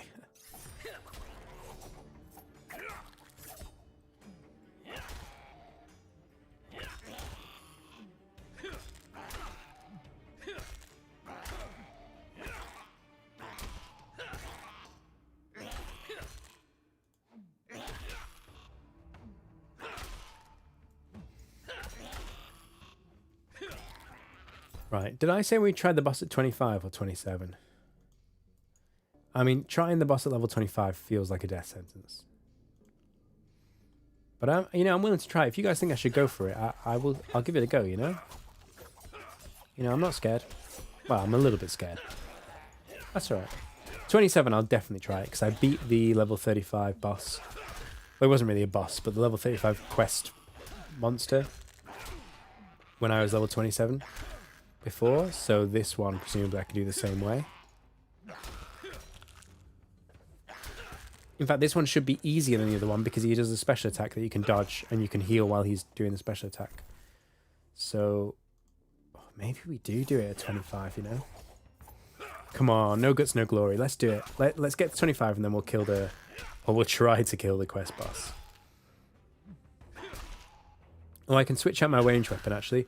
I'll do that while I'm fighting the goblins, because this ranged weapon is much, much better than that one, but it does fire damage, and they're immune to fire damage. So we'll switch them out just for the purposes of this training here.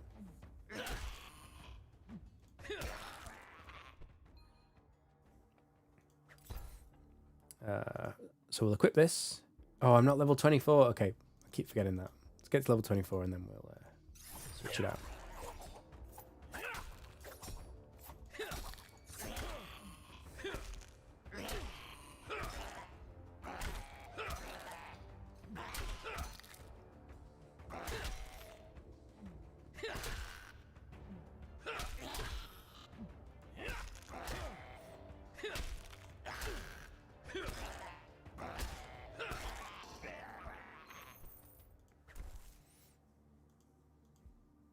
Oh, the stream just lagged out for me on my preview. I think it's actually running okay on Twitch and on YouTube, but yeah, hopefully it's still working okay for you guys. Looks like it's fine. I think it was just my preview that was screwed up. Oh, change my weapon. Nearly forgot.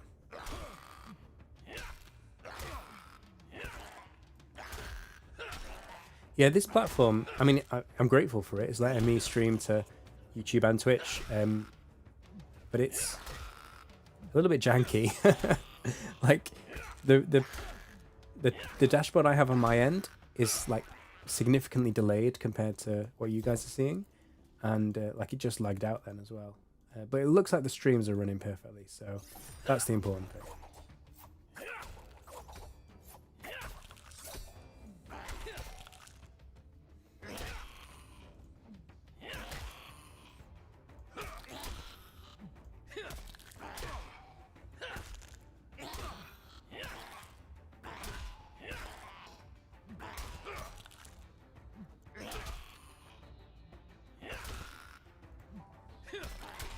Meow, you didn't see any lag. Good. Good, I'm glad it worked fine for you. Yeah, it looked okay. I switched my browser to YouTube just to see, and it looked fine on YouTube. It's very odd. You'd think that the thing I'm streaming through would be the most up-to-date, but it doesn't quite work like that. Right, are there any rifts I can use near here? I don't think there are. I think I just dropped the stuff on the floor. I think I just don't worry about it. I can put some of the gear in the quartermaster. I'll do the stuff.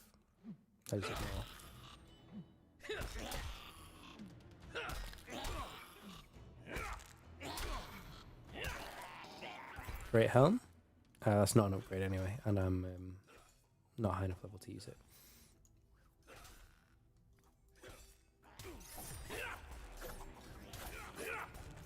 Why don't I make better weapons with smithing? I could do, but I'm only level 15 smithing. And I've got a level 9 and 10 rare weapons anyway. I mean, I guess I could make some level 15 rares. But I just feel like I will get better drops from monsters at this point. I'm fighting level 24 monsters. So, I mean, yes, of course, I could level up my smithing. But, yeah, I'd rather just focus on getting the requirements for the quest.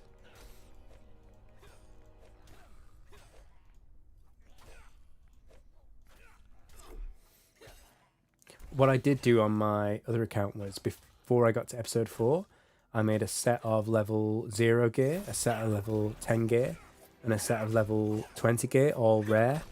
And actually, it made the start of episode 4 go so quickly. So that's what I'm going to do. When episode 5 comes out, I will, or just before it comes out, I'll make myself a full set of untuned gear so I can use in episode 5 at different levels. It's faster to make the weapons if you've got the higher level, But did I just die? Oh no, he died. But my point is, like, I've already got a level 10 weapon.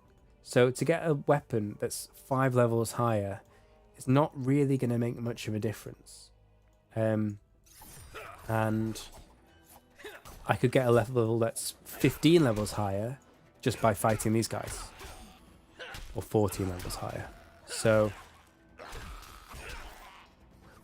yeah, I haven't bothered. But yeah, when I start a new episode, I will make a whole new set of gear.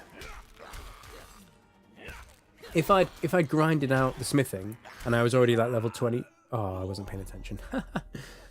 If I'd grinded out the smithing and I was already like level 25 smithing, then I would make myself a load of level 23 and 25 equipment. But given that the stuff I can make is 8 levels lower than my combat level, it just doesn't seem worth it to me, personally.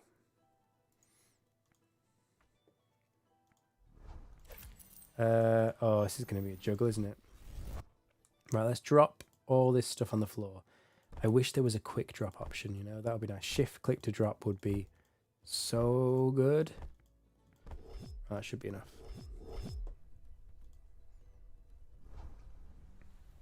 And then we need to get this Mantaband stuff. Sell all of this. Everything except the spears. Don't let me sell the spears. And actually you know what? I'm going to put these in the quartermaster actually so I don't accidentally sell them. Right, we'll sell all these. There we go. Take all those, drop these off, and then go back to the mine.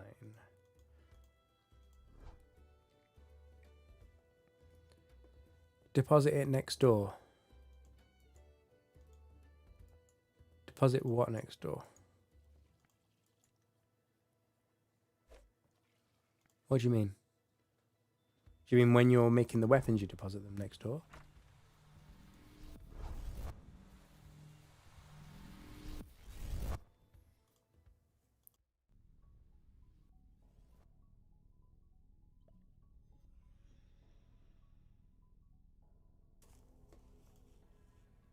I'm not following you, Meow.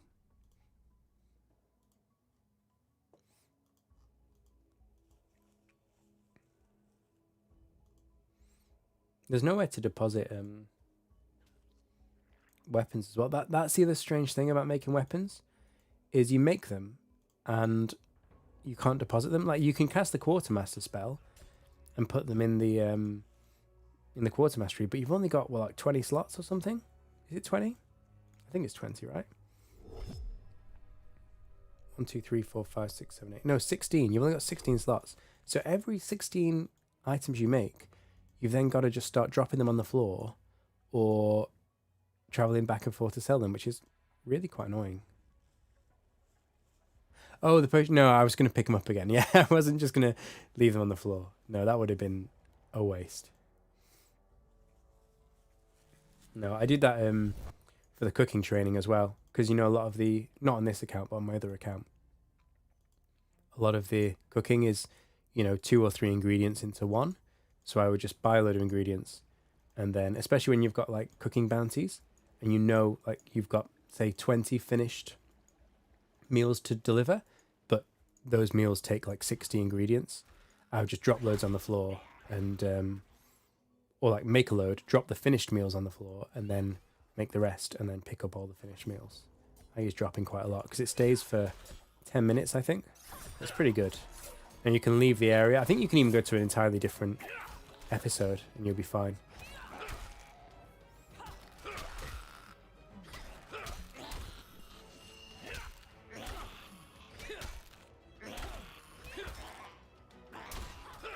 What is nice about episode 4 as well is it gives you a place to sell the equipment you get, which I know sounds not that important, but actually it's really nice not having to travel back to Hopeport and just being able to sell it all in episode 4. I think really it would be good to have that in every episode. Just have somewhere, not even somewhere to buy gear, but just somewhere where you can sell it without going back to Hopeport.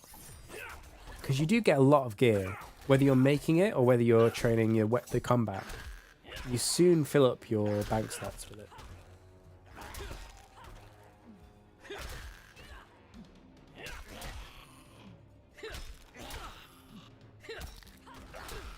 Oh, we're going to get a knowledge point as well. Great. So we'll use our potion. Don't forget the potion. I always forget the potions. This is like the first time in ages that I've actually remembered to drink my potion. Right, we'll stick this in Mind Fighter. And this should get us another level, actually. I nearly clicked Scout. There we go, 24. So now we can equip... Oh, we've unlocked Bloated Fire Toads. We're not going to fight a level 39 Fire Toad anytime soon, though. This is not an upgrade, is it? No. But we do have the weapon we can switch out now. And I don't... Oh, maybe these boots might be good. Let's... What level were those? 24, yeah. Oh. Oh, did my immunity wear off already? Okay, I guess I'm in combat now. I thought I had longer.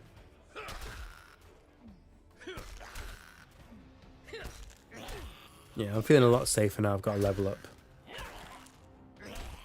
Oh, that was episode 4. I withdrew the wrong boots. My bad. Right, we'll get our immunity back in a sec. Excuse me. We'll get our immunity back in a second. And then we can work out what's going on. So, Mantaban, these boots we'll take... Oh, they were level 23. Oh, we could have worn them earlier. I just assumed they were level 24. Okay, so this is better in almost every way. Weaker against Infernae. These guys do actually do Infernae damage, but... Yeah, I'm not so worried. I think the upgrade in terms of the extra 8 defense against impact makes up for the extra 8 in Infernae, in my opinion. And I'll bank these throwing knives just so I don't accidentally sell them.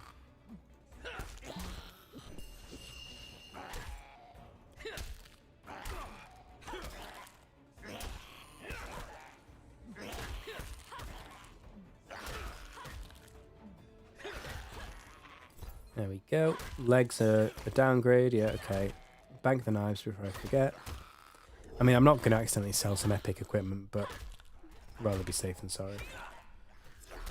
Right, now we can use our ranged weapon, which is no longer using fire damage. So, and these guys are immune to fire damage, so this will be a lot better. I say a lot better. He did a little bit extra damage. But everything's good, you know. If I can get as much damage in as possible before they get into close range, it's only going to help.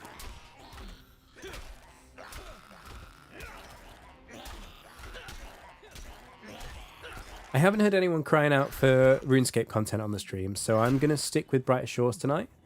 Like I said, next Sunday will be RuneScape Leagues, which I think it'll be cool to see. If you guys really want to see Brighter Shores next week as well, let me know. We could switch it out, but my plan is RuneScape on Sunday. Well, and Wednesday as well, and whenever else I get a chance to stream. It's going to be a big week for Leagues. But yeah, for today we'll just stick with Brighter Shores. No one's asked for RuneScape, so we'll stick with this then.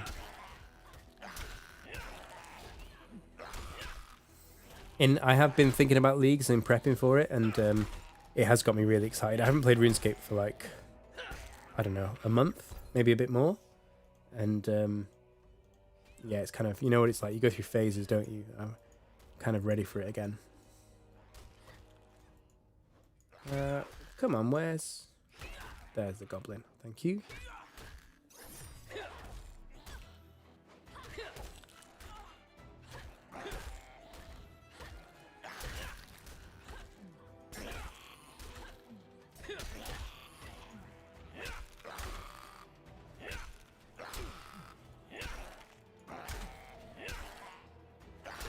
This is a close one.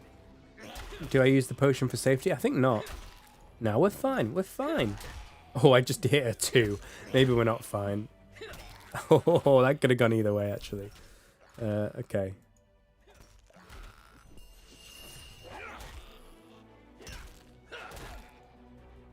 Yeah, after level 20, the levels do get a lot slower.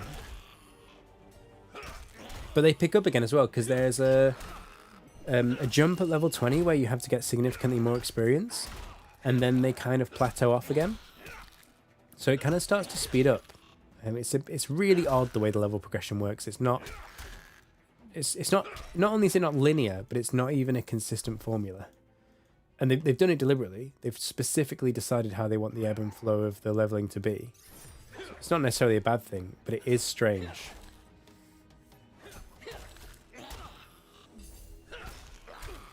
Oh, Zia's doing fire damage, but they don't take fire damage.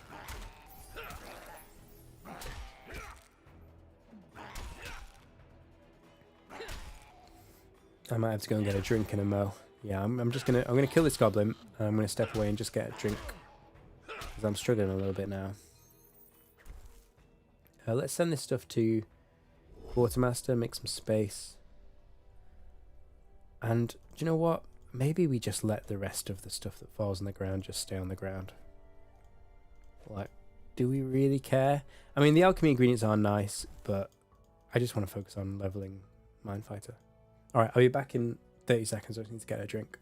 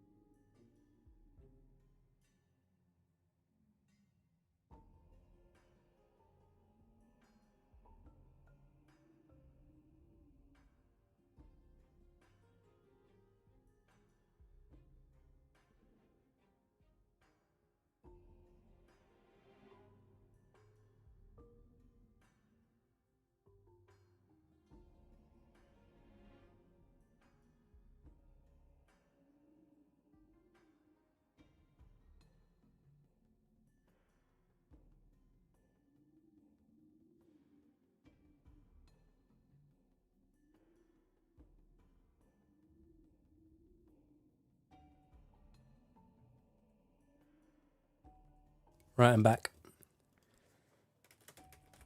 Sorry, it took a bit longer than 30 seconds. I didn't factor in the time it took for the kettle to boil.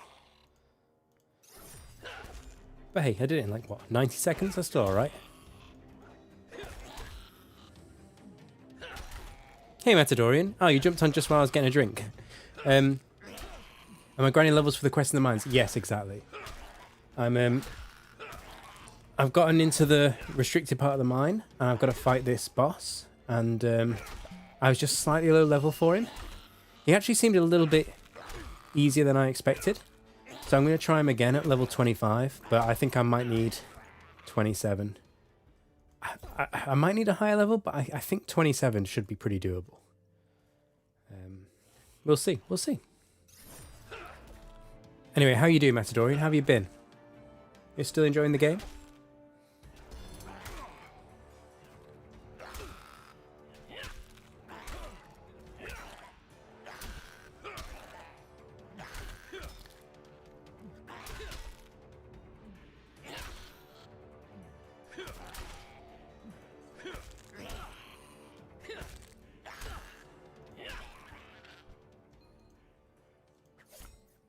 More javelins. Are these an upgrade?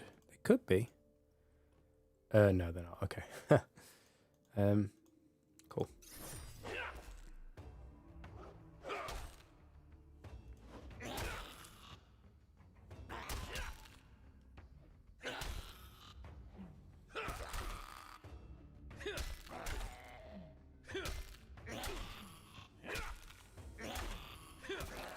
I'm just dosing up on paracetamol and Lemsip now, try and get rid of these cold symptoms. I'm glad I didn't lose my voice. It was pretty ropey yesterday. I'm glad I can still stream today. I think it'll be fine by Wednesday. I do plan to stream on Wednesday as well as my regular Sunday slot. So yeah, everything else is fine as long as I don't lose my voice. Then I'm not bothered. Oh, good. I'm glad to hear it, Matadorian. What have you been up to? Have you been playing Brighter Shores? You've been doing other things?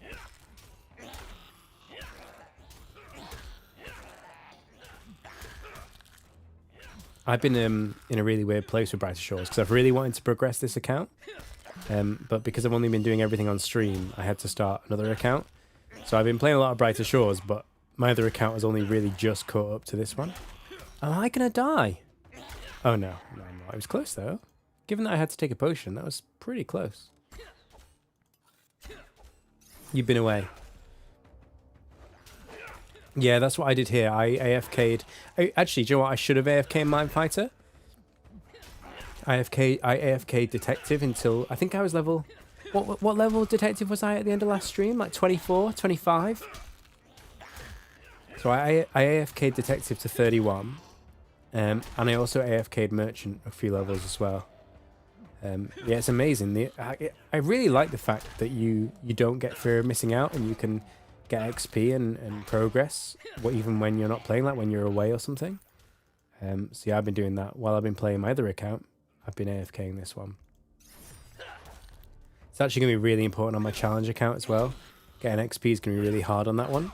So yeah, I'm prioritizing trying to get all the passive XP I can. It is such a good feeling. So on a lot of the AFK skills, you have to log in every 24 hours because it fills up your inventory with stuff, or it uses stuff from your inventory.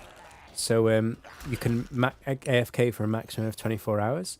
But for the combat skills, and I think maybe a couple of others, like woodcutting, for example, or certain types of woodcutting, I think you can just AFK forever, or does it still require you to log in every 24 hours? I'm not 100% sure. I think you can just keep doing it. As long as you don't need inventory spots. I think it'll just keep AFKing for as long as you leave it.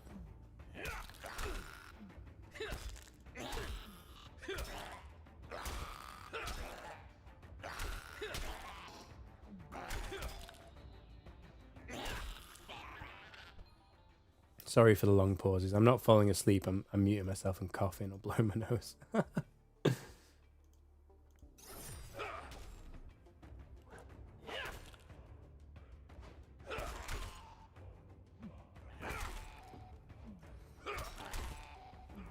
You had the same issue I had. The boss in the mines kicked my butt. Yeah, fair. I mean, I just wandered in. I thought it would be like a dialogue thing. I didn't even realize it was a fight. So he just wailed on me for a bit. But yeah, it didn't seem too hard. So I'm not too worried about him. I mean, maybe I'm wrong. He might have just got some unlucky rolls on me.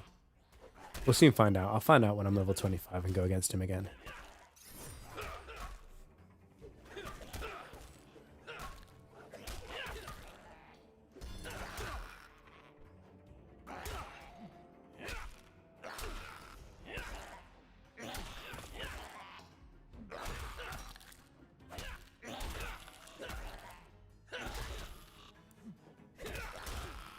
Edge says, I was offline for over a day and it gave me 24 hours of XP.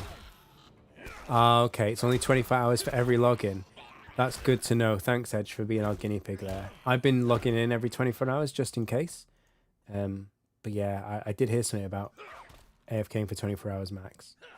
I mean, I do get it. I mean, the mechanics of the fact that you use your inventory prevent you from doing it for more than 24 hours for some skills. But the ones where you don't need your inventory, imagine if someone created an account and left it AFKing for like 2 years and then came back and was like, you know, level 200 or whatever they would be after that. Like, it would be kind of annoying, right? There's someone who's literally never played the game or played like, you know, 2 hours of the game is level 200. Feels a bit weird. So I do respect the fact they need you to log in every 24 hours to continue the AFK skilling. Man, we are killing these goblins so quickly. Like, there's 3 of us here and we're killing... How many spawns are in this room? Like 5? 6? And we're killing them faster than they can spawn. It's a race now.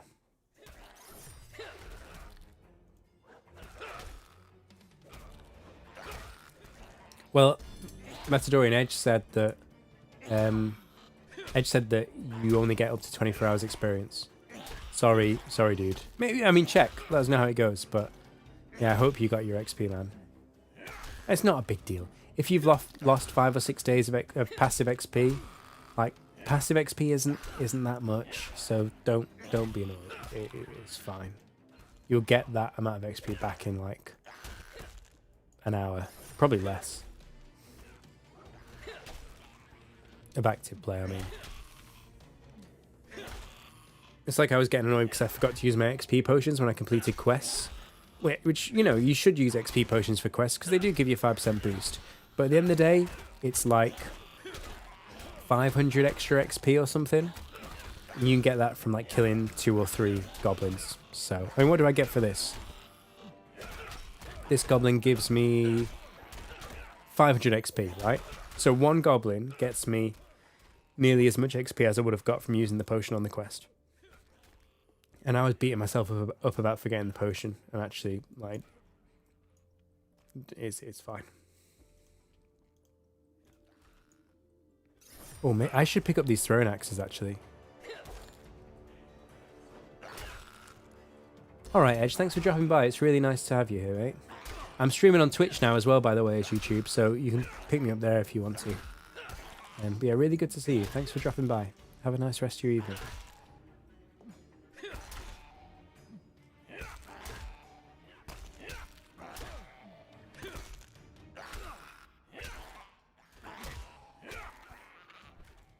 Right, let's pick up these axes. I mean, these javelins are junk, so let's drop them. Oh, they're not tuned. I could go and tune them, but that feels like effort, right? I'll tell you what we'll do. We'll... Actually, no, because we're going to teleport to the quest. So we'll just keep them in our inventory. Next time we're near the obelisk, maybe we'll tune them. See you later, Edge.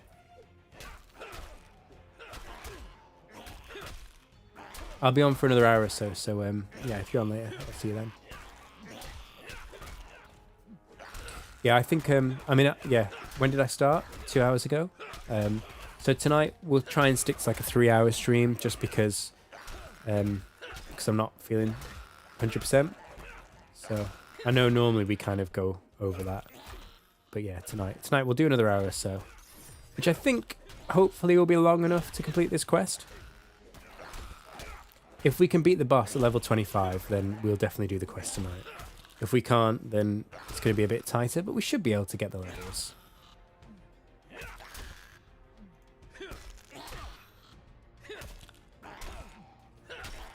And what I'm going to start doing now, so far everything has been on stream, but after speaking to you guys, it sounds like you're not bothered about watching all the grinds. So what I'll do is I'll keep the interesting stuff for the stream, but if I'm doing some grinding, like say the boss for the next quest needs like 50 Mind Fighter, I won't do that on stream. Maybe I will offline skill to like, not offline skill, maybe I will skill without streaming to like level 48, 49, and then on the stream we can get level 50 and go and beat the boss. Like, that would be cool. But I'm not going to stream every minute of this account because you guys don't want to watch a 20-hour grind of the same thing, and I want to be able to make progress on the account even when I can't stream, because a lot of the time I can play, but I'm getting interrupted or there's noise in the background and I can't stream. So yeah, I'll be able to make progress on this account during the week, and then you can see progress I made on the Sunday when I stream it. That's the plan. I mean, let me know if you do want me to stream every minute of the account, but I think it's a little bit much.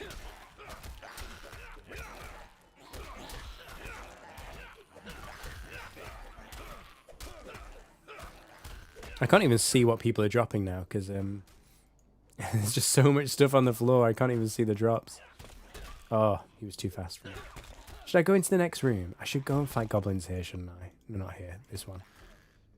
Because this room is just too busy.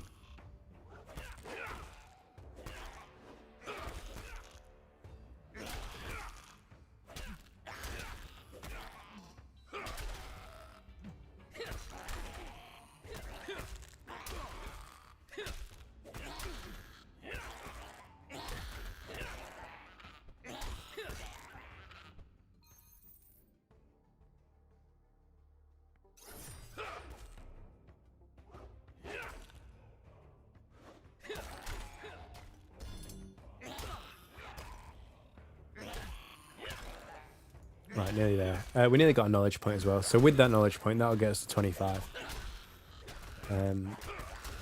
We could drink the potion and just train till the potion runs out. We'll see. So 6 more kills until our knowledge point, and then I think 6 kills and the knowledge point combined will get us to 25. By the way, can you guys hear the storm in the background? There's like a... Oh, is that an epic item that I've just been ignoring this whole time? That's an epic drop. I nearly just missed an epic drop. Oh, man. Should I just check all these to make sure there's no other, like, crazy drops? Can you imagine if I just let that epic drop despawn? Oh, man. I would have been so sad. Right, should we put this on now? It's definitely an upgrade. Yeah, it's a lot better. Okay. This is becoming a problem. The floor is too busy. Man, I'm really glad we saw that, actually. That would have sucked if we let that despawn. But yeah, what was I saying? Yeah, there's a massive storm in the UK at the moment. It hit the rest of the country harder. For us, it's kind of getting the tail end of it. But, I mean, it's shaking the house, and I can hear a lot of it. I hope it's not coming through the mic. I don't think it is. I mean, it's not like storms elsewhere in the world. It's still pretty mild. Like, we don't tend to have very dangerous storms in the UK. But it's, yeah, it's still, noteworthy. Right. Let's go train in here. It's less busy. I love that. He tried to attack me because I attacked his friend. He gave up.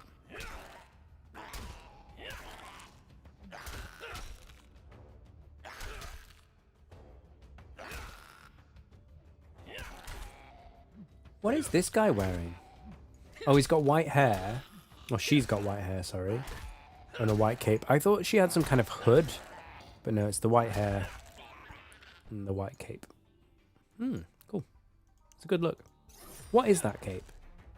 Oh, it's the guard cape? No, it's the... What's this skill?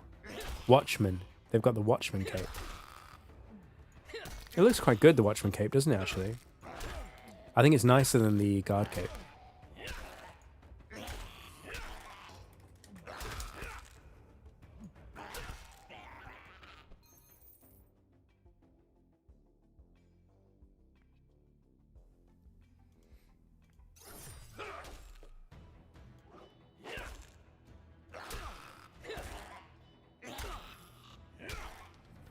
Oh.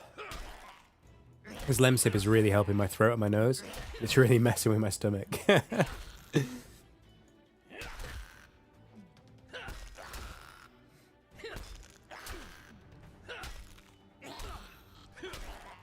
You can only hear the storm where you live. You got a storm as well, have you? Are you in the UK as well, Meow? Or are you somewhere else?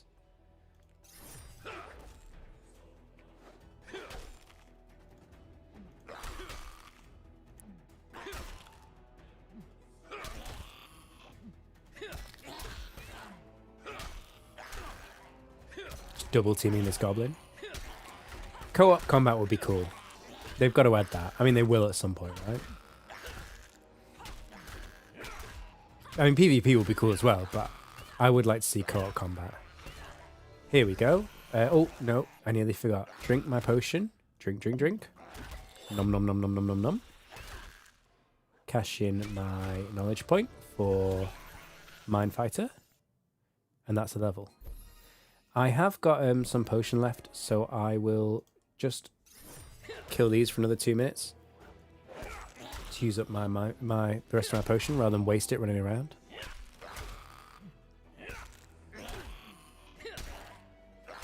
Yeah, you're right. Like the storm here, it's not. There was a storm. It was in the news. Here it's just been really windy today. Like it's not that bad, but it is strong winds. Like I can feel the house shaking from it. But yeah, it's not. We've had far worse. I'll never forget when I was in a meeting. I don't know, like 2 years ago, maybe. And my office is like over where we park our cars, which has like a big wooden gate. And I think it was one of the biggest storms to hit the UK in like 50 years or something. I don't know. It was a big, big storm. And the whole house was shaking and shaking. I was in this meeting on the phone. And I think I was running the meeting. And so I was like trying to like keep everyone kind of on track and stuff. And suddenly there was this huge bang and the whole house just shuddered. And I literally thought like my wall had fallen down or something. Yeah, I said to the guys, look, I'm sorry, you have to carry on without me. Something's just happened to my house. So I paused I left the meeting, let someone else run it. And I went outside and my gates, these big heavy wooden gates had blown in from the wind and they'd hit my car and they scratched all the side of my car. I was so annoyed. But I managed to, I got some paint and I actually buffed it out and filled in the scratches and it actually worked out okay. But yeah, it wasn't a good feeling at the time. The same day as well, our neighbour's trampoline flew through our fence. So I had to rebuild the fence as well. Oh, you're in Denmark, Meow. Cool. I love Denmark. My wife and I have been... where did we go? We went to Denmark a few years ago, and then we went to Sweden. And I think we want to go back to Denmark again. I mean, Scandinavia in general, I love. But yeah, Denmark. Oh, do I prefer Denmark or Sweden? Oh, it's hard to call it. Problem with our Denmark trip was we went in like the autumn, late autumn, so it was really dark. Whereas Sweden, we went in the summer, so obviously lighter days and we could see more. Right, let's go do this boss. But yeah, I love Scandinavia. I love the culture. I love like just the way the countries work. It's like stepping into the future. Yeah, it's really good. Yeah, I love it. Can't spend enough time there, but it is expensive. That's the problem. Right, let's go to the deep mine. Oh, let's drop some stuff off first. Should we? Oh, we can drop some stuff off in the deep mine. Actually, that's fine. Only one right choice there. Hey, all the Scandinavian countries get along, right? When I remember the first time I ever went to Denmark. Oh, I've gone the wrong way. Yeah, the first time I ever went to Denmark. Oh, no, I haven't. The first time I went to Denmark, I drove across to Sweden. And when I met all the Swedish people, well, it was a team of mainly Swedes, and there was 1 or 2 people from Denmark there. And they were all like speaking a mix of Swedish and Danish, and they were like, oh yeah, we're all brothers. And I was like, yeah, but you're not the same country. Yeah, but you know, which I can understand, right? But no, they were all like matey with each other. So surely you're all happy to say the other one's the best. Maybe not. Maybe that's a bit too far. One thing I will say about Denmark is like the cafe culture, or like the way the cafes are. Like to me and my wife, they look really strange. Like, to be honest, they look like it's not going to be good food. And then when you eat it, it's really, really nice. And it's also good value for money. Like most like restaurants and stuff, like going out in the evening is really expensive. But I found like lunchtime cafes are actually really good value for money and really nice food. A bit of friendly fighting, yeah. Not like the English and the French, who genuinely don't get along. I'll say that. It's all jokes, isn't it?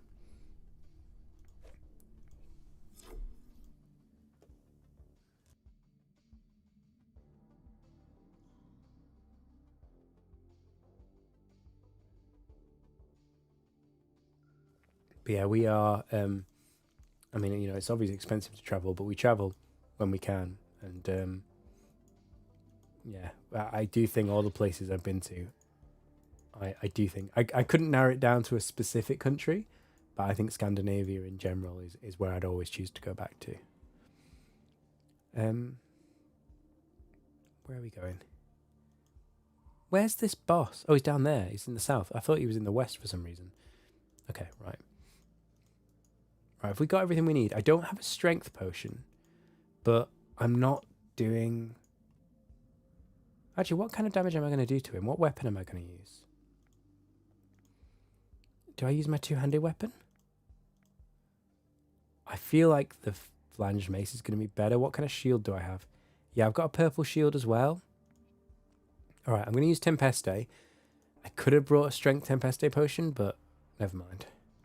All right, let's just do it. We got 14 potions, and we're going to try the stepping on him trick to make it go, or to try and drag out time to so that my potion can refresh and I can take the potion again. Did I drive all the way to Sweden? Yeah, well, I flew into Copenhagen and then I drove over the bridge to Sweden, so it wasn't, you know, a huge drive. Well, I drove a fair way into Sweden, actually. But yeah, I loved that drive. Although I did pull over. I had a sat nav on the car, like attached to the car, and it ran out of battery. So I had to charge it because I didn't know where I was going. So I drove into Sweden, drove over the bridge. By the way, that bridge is a marvel of engineering. It's so good. Drove over the bridge, got into Sweden. And then when my sat nav died, I pulled off into like some country roads, and I pulled over and I sat and charged the sat nav. And then when it had a bit of juice, I took off again, started driving to the destination. And I drove along these country roads for like 20 minutes, 30 minutes. And I suddenly realized I hadn't seen another car. And the whole way I drove on the wrong side of the road because I just by default went back to my UK driving. And I didn't see any other cars, so I didn't realize. So for half an hour, I was driving on these country roads on the wrong side of the road. And I can't believe I didn't have a crash. So yeah, that was an eye-opener. That was the first time I drove abroad, actually. It was great. I loved it. Except for that incident, I loved it. Also, the roundabout rules were so weird in Sweden. It's the opposite of the UK, where you give way. You're supposed to give way to people who are entering the roundabout, but half the people don't even do that. So yeah, that was hard, but it was fine. Driving in France is a lot harder. I did that afterwards. Germany is also great. Yeah, I know, right? That was scary. Anyway, let's fight this boss. So here we go. I don't know if we can do this. Let's try it. Right, get some range attacks in. Oh, I've got the wrong range weapon. I knew I'd do that. Right. So what we're going to do is, as soon as we take substantial damage, we'll pop a health. Oh, it's a special. Oh, I dodged it just in time. I wasn't even paying attention. Right, watch out for the special. As soon as we take any significant damage, we will pop a potion. Like that. And then we will use it on cooldown, I think. Oh, actually, we're taking quite a lot more damage now. Oh, we can't do this, can we? Not at this level. No, he does... At first, he was getting such low hits, I was feeling quite confident. But no, we're dead. We're dead. We're dead. Have mercy on me. Have mercy on me. Oh, okay, we made it out again. So, yeah, so at first that went really well, and then he just started doing massive damage. Interesting. What's going on there, then? Let's train on these slimes. I'll get my better range weapon back as well, so I don't forget it next time. So yeah, that went a lot worse than the first time around, actually. I guess that's mainly due to RNG.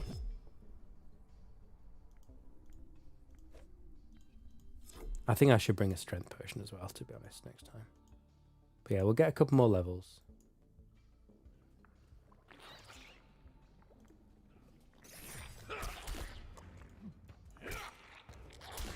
And we'll try again.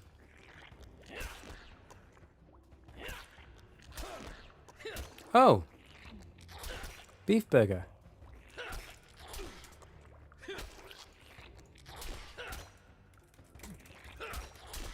Oh, cool!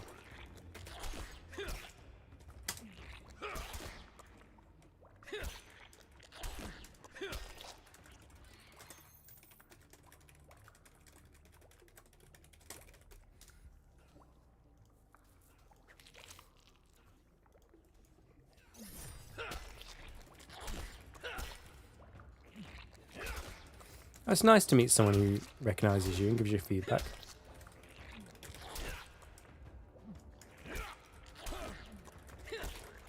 I'll let him know that he's on stream, just in case. In case he doesn't want to be.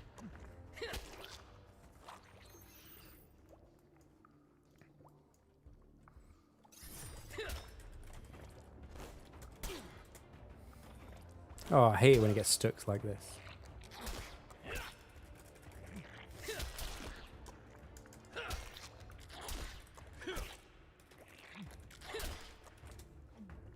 Oh, what a nice guy.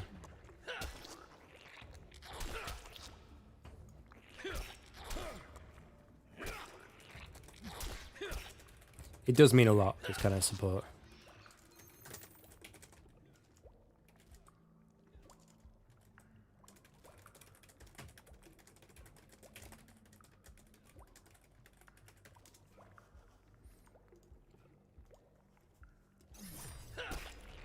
Like, I've met so many friendly people in this. Like, people who just come into chat, like you guys.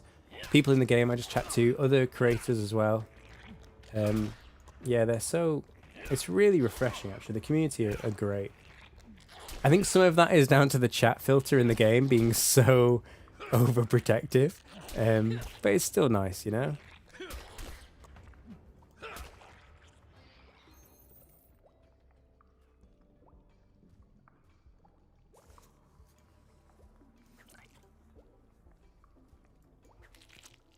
Oh, that's really nice to hear.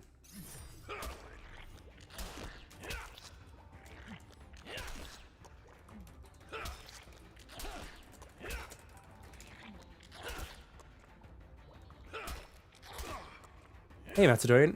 All right, cheers. Yeah, have a good night. Thanks a lot. I'll catch you probably next week.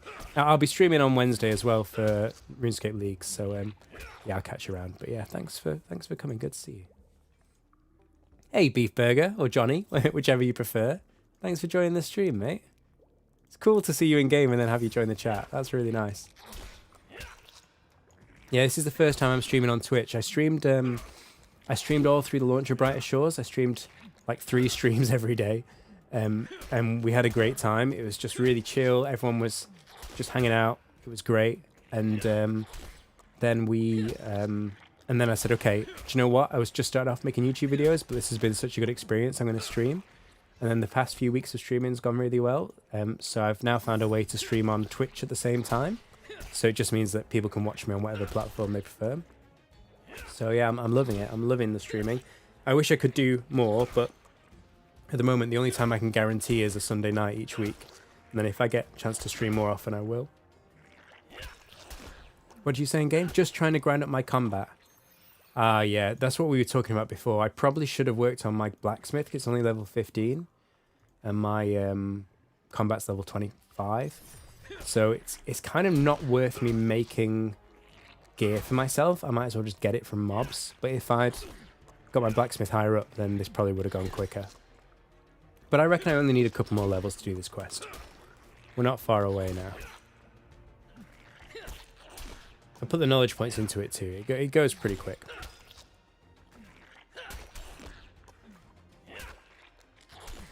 I mean, I will train blacksmith. Oh, I might die here. Oh no, it's okay. Yeah, I will train blacksmith at some point anyway, obviously. But I think this is one of those things we were talking about earlier where so far every minute of this account has been on stream. But we're getting to a point where the grinds are getting longer. I'm going to start training this stuff off stream, and then you guys can just see the interesting bits. So, yeah, I'll do... do you know what? I might even AFK blacksmithing for a while as well, once I get to 20. So yeah, maybe I'll get my blacksmithing up off stream, and then you guys can see the results on stream.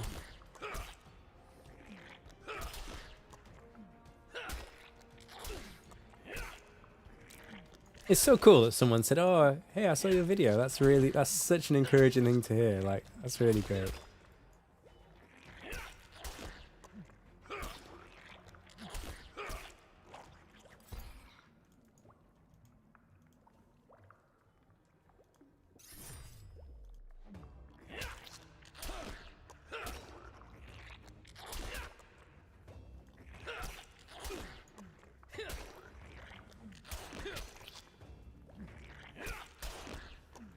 I was saying before, I'm struck down with a bit of a cold at the moment, so I'm taking drugs so you guys can't hear it in my voice. Maybe you can hear it in my voice, but yeah, just getting a blanket around me.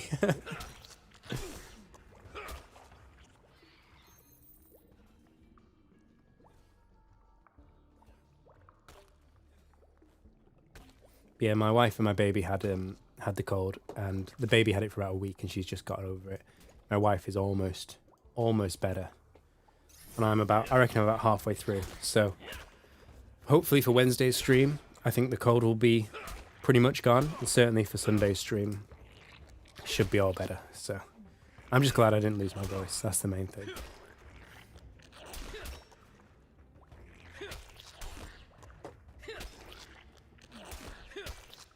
What's the review on the active AFK ability in the game? Oh, that's a big question, Beef. Are you still in the... Can you still hear me on the stream? Or do you want me to write it in the game? I'll tell you on stream, and then if you're not on stream, I'll message you as well. But yeah, so the AFK ability, I think, is really important. It's not big enough to, like, break the game. But it stops that fear of missing out. So... like, a lot of people feel pressured to overplay games, and it's not healthy. And there's all these mechanics that like hook you in and make you feel like you have to play. And this is the opposite of that. This is somebody really looking out for the players by saying, look, you can still progress offline. So I really like it, but at the same time, the progress you make, to be honest, is fairly minimal. So it's not game breaking. Like, you're still always rewarded for actively skilling. So yeah. I think it's a really good feature.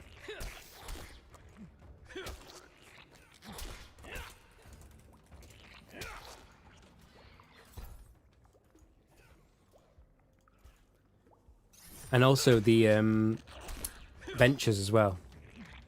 Similarly, the ventures are really good. I even prefer the ventures because they still give you gains even while you're active as well.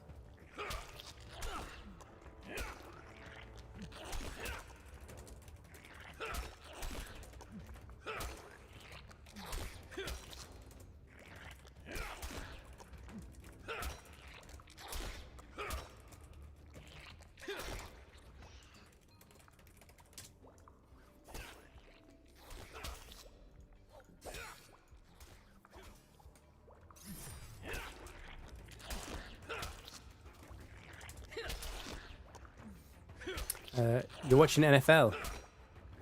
Watching NFL games with some boys on Discord. Fair enough, fair.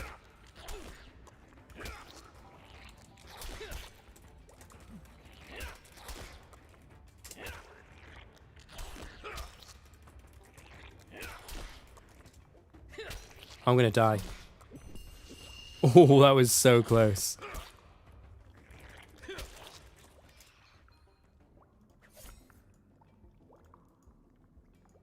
Yeah, so there needs to be an endgame.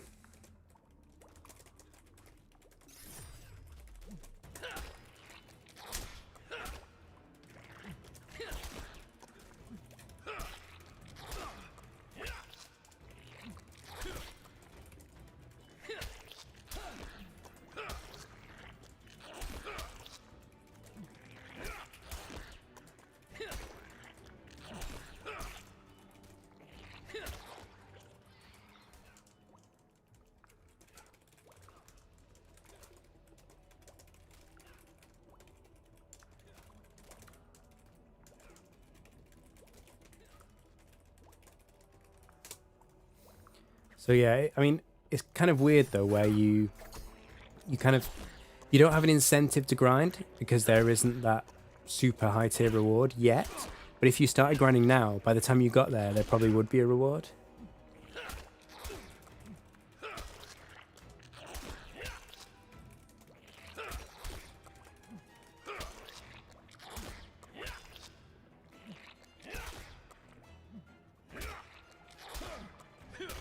Yeah, they will get the end game stuff. Yeah. I mean, they rightly focused on the early game stuff at launch.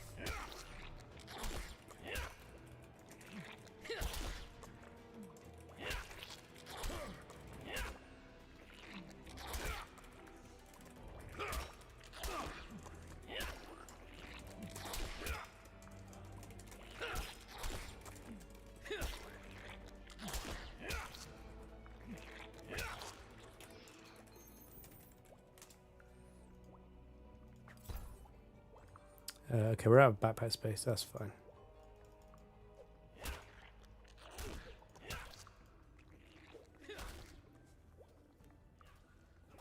It's hard talking to you guys on stream and answering the guy in chat, but it's nice. Yeah, this guy's really friendly. It's nice to chat to him.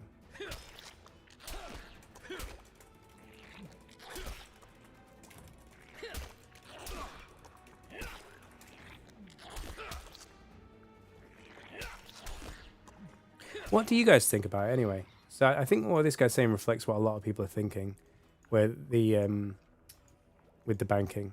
Like, it's super weird. What other game has banking like this? But I don't mind it. You know, it's something different. It's fine. Is it necessary? You could just have a general bank everywhere and have that general bank accessible from all the skilling spots, rather than have individual skilling banks. And then just, I mean, it's nice to have just the relevant stuff in that bank, but you could just have bank slots for that. Oh, bank tabs, sorry, for that. So is it necessary for them to have done banking the way they did? Probably not. Is it a problem? I personally don't think so, but I don't know. What do you guys think?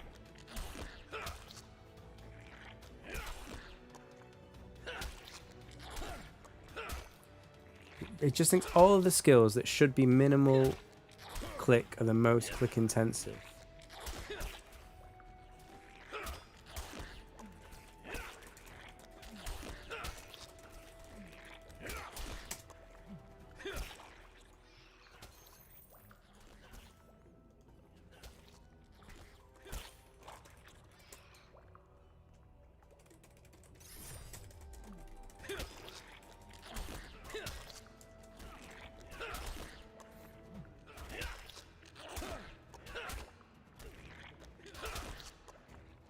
I mean, he's right. It is click intensive. Like, it's not like you can just click on a fishing. I mean, the AFK stuff you can click once and it'll go, but the active skilling is click intensive. But it's kind of the way the game's designed. You know, I don't think they want people to just stand there AFK and click once every 5 minutes. It's hard. It's a hard call.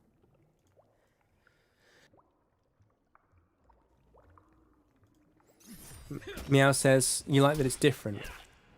Yeah, they need more space in the quartermaster. You're definitely right there. And some more storage rifts. Yeah, I agree with you 100%. Also, should storage rifts be locked behind episode 2 quest that has like level 32 skill requirement? Maybe not, you know.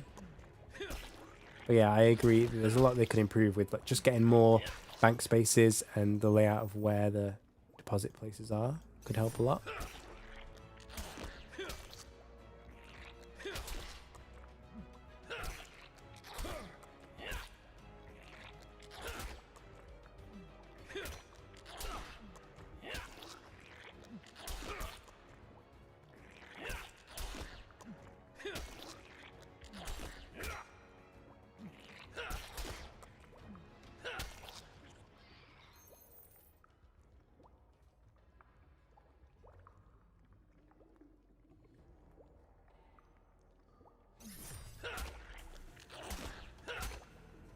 Yeah, I mean, people are saying, oh, level 32, it's so high. And then, you know, some of the quests have like level 60.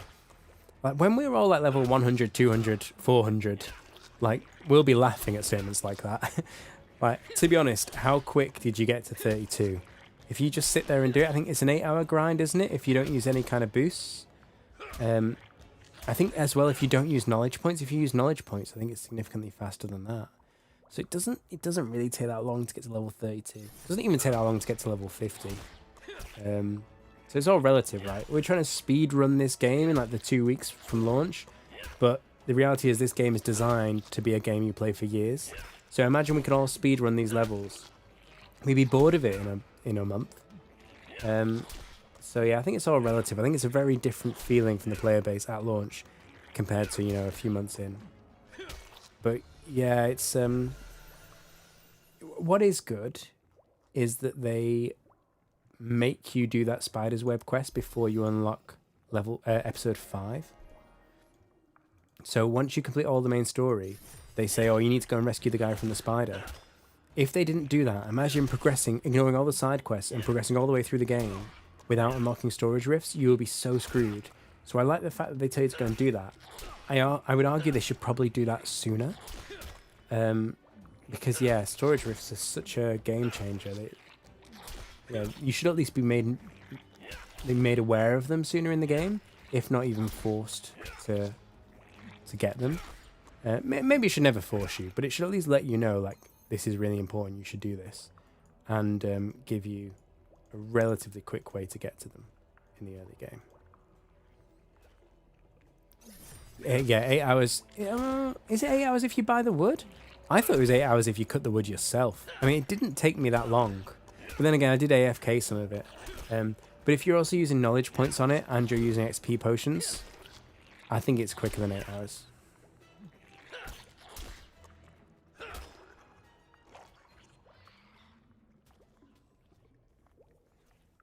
Okay. Hopefully we don't miss another epic job.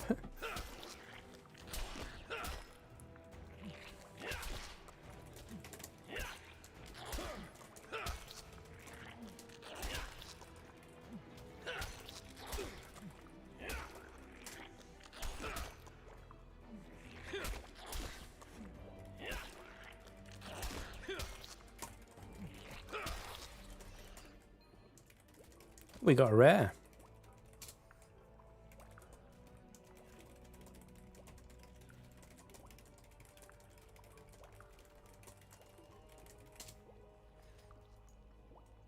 Let's just drop one of our... Oh, actually, let's send some stuff to the quartermaster. We've got space. Let's just deposit everything. Hang on. Is this boot an upgrade? No. Okay. Let's Oh, the shield's not an upgrade either, is it? No, our shield's rare. Okay. Deposit all this and we'll pick up the torso. Do we already have a rare torso? Oh, okay. Let's find out. Ooh, we do already have a rare, but this is level 18 rather than level 4, so it's much better.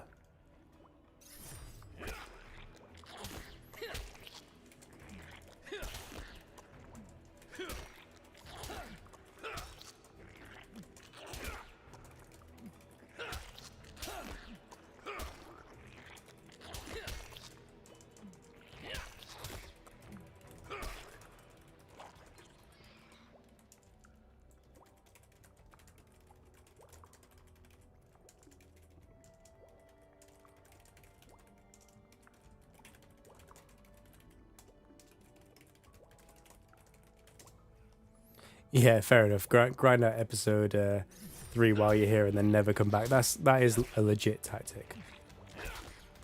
In most games, that's what I do. I get the most out of games, like each level of a game before I move on. But because I was streaming this and I wanted to show you guys the end game content, so you could decide if you wanted premium, I kind of ran through it, and I'm glad I did actually, because it made me find episode 4 was my favorite. Oh, Z, thank you for coming to the game. Or Z, depending where you're from. Thank you for coming to the stream. Sorry, I thought that was someone else speaking. Thanks for the support. So you don't know anything about the game. So you're just watching... Are you watching because you're thinking about trying it? Or you just... Yeah, well, what's your interest in Bright Shores? Are you a RuneScape player, maybe?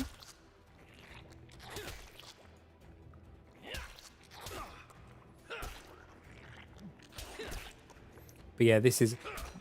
I'd be interested to hear what Gower thinks, because in many ways he's gone against a lot of what RuneScape did. Like he left RuneScape because he disagreed with them. Well, he sold RuneScape, and then he disagreed with a lot of what Jagex were doing. So he left. So in many ways he's gone against the grain, but obviously you can see similarities as well. And I think Gower is into the grind. Like most games you see 8-hour grind and you're like, oh, that sounds crazy. But yeah, you're a RuneScape player, so yeah, we're all about the grind. So yeah, people. I mean, how many hundreds of hours is it to get a 99 in old school? It's a lot, right? I haven't worked it out, but it's a long time. So yeah, it's all relative. Are you gonna play Leagues then, Zed? Because I'm super excited for Leagues. It's gonna be my first ever Leagues on Wednesday. I've watched a load of videos about it. There's some really good content out there explaining what to do. I'm not going to try and make a video to explain what to do because I've never done it before. It'd be stupid. But I feel ready for Leagues on Wednesday. I'm going to stream it. I'm really excited about playing it.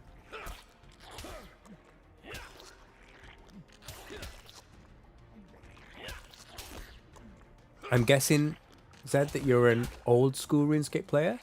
But correct me if I'm wrong. Do you play RuneScape 3? Or do you do a bit of both? I actually do a bit of both. I got into RuneScape 3 for a really weird reason. I mean, I played RuneScape as a kid. And then, yeah, I ended up trying out RuneScape 3 because of some nostalgic board game I saw. And I enjoyed it. I really enjoyed it. And then after a while, I tried old school. At first, for ages, I said I wouldn't play old school because it didn't have a tool belt and there was, a lot of kind of micromanagement things. And I said I couldn't, the quality of life stuff in RuneScape 3 was too important to me. And then I actually tried it and I was like, tool belt's not that big a deal. And actually, it's quite nice. There's a lot of cool stuff about old school. And so I actually ended up getting more into old school. But I do play both. I haven't played RuneScape 3 for a while because I'm nearly maxed on RuneScape 3 and kind of I've accomplished a lot of what I want to accomplish. But I mean, there's still a lot more I can do on that game. But yeah, old school is my focus. And then Brighter Shores came out, so now I'm, into Brighter Shores. Yeah, you didn't touch RuneScape 3, fair enough. I mean, I probably would have if I'd been an old school RuneScape player. I never would have gone to RuneScape 3, but because I went the other way and went through RuneScape 3, like I can see the best of both worlds. They're, in my opinion, they're essentially completely different games. Like you play them for different reasons. They do different things. I really enjoy them. Basically, RuneScape 3 now just funds my old school account. Like, I log on, like... Well, I've got bonds in it, so now I just log on to cash a bond. But if I didn't have bonds, I log on to, like, earn, 6 months' worth of bonds. And then I use those bonds to fund playing old school. I mean, I could just buy the bonds or buy the membership, but, yeah, it's kind of my little challenge to myself is to try and earn it in-game. Yeah, you're glad I found the light. Yeah, I am loving old school. I've kind of just entered the mid game in old school because I'm playing like a pseudo Iron Man, like a Bronze Man is called. So yeah, I've got a few old school RuneScape videos, and I'm doing a series at the moment, but it's obviously paused for Brighter Shores and for Leagues. But I'm super excited to start like getting like the drops from bosses and things. But I've kind of gone down a rabbit hole because like you know what it's like in RuneScape, right? I got a clue scroll and now I want to do that clue scroll before I fight the boss in case I get another clue scroll, and so now I'm getting the unlocks for the clue, so it's kind of a bit of a saga on my old school account.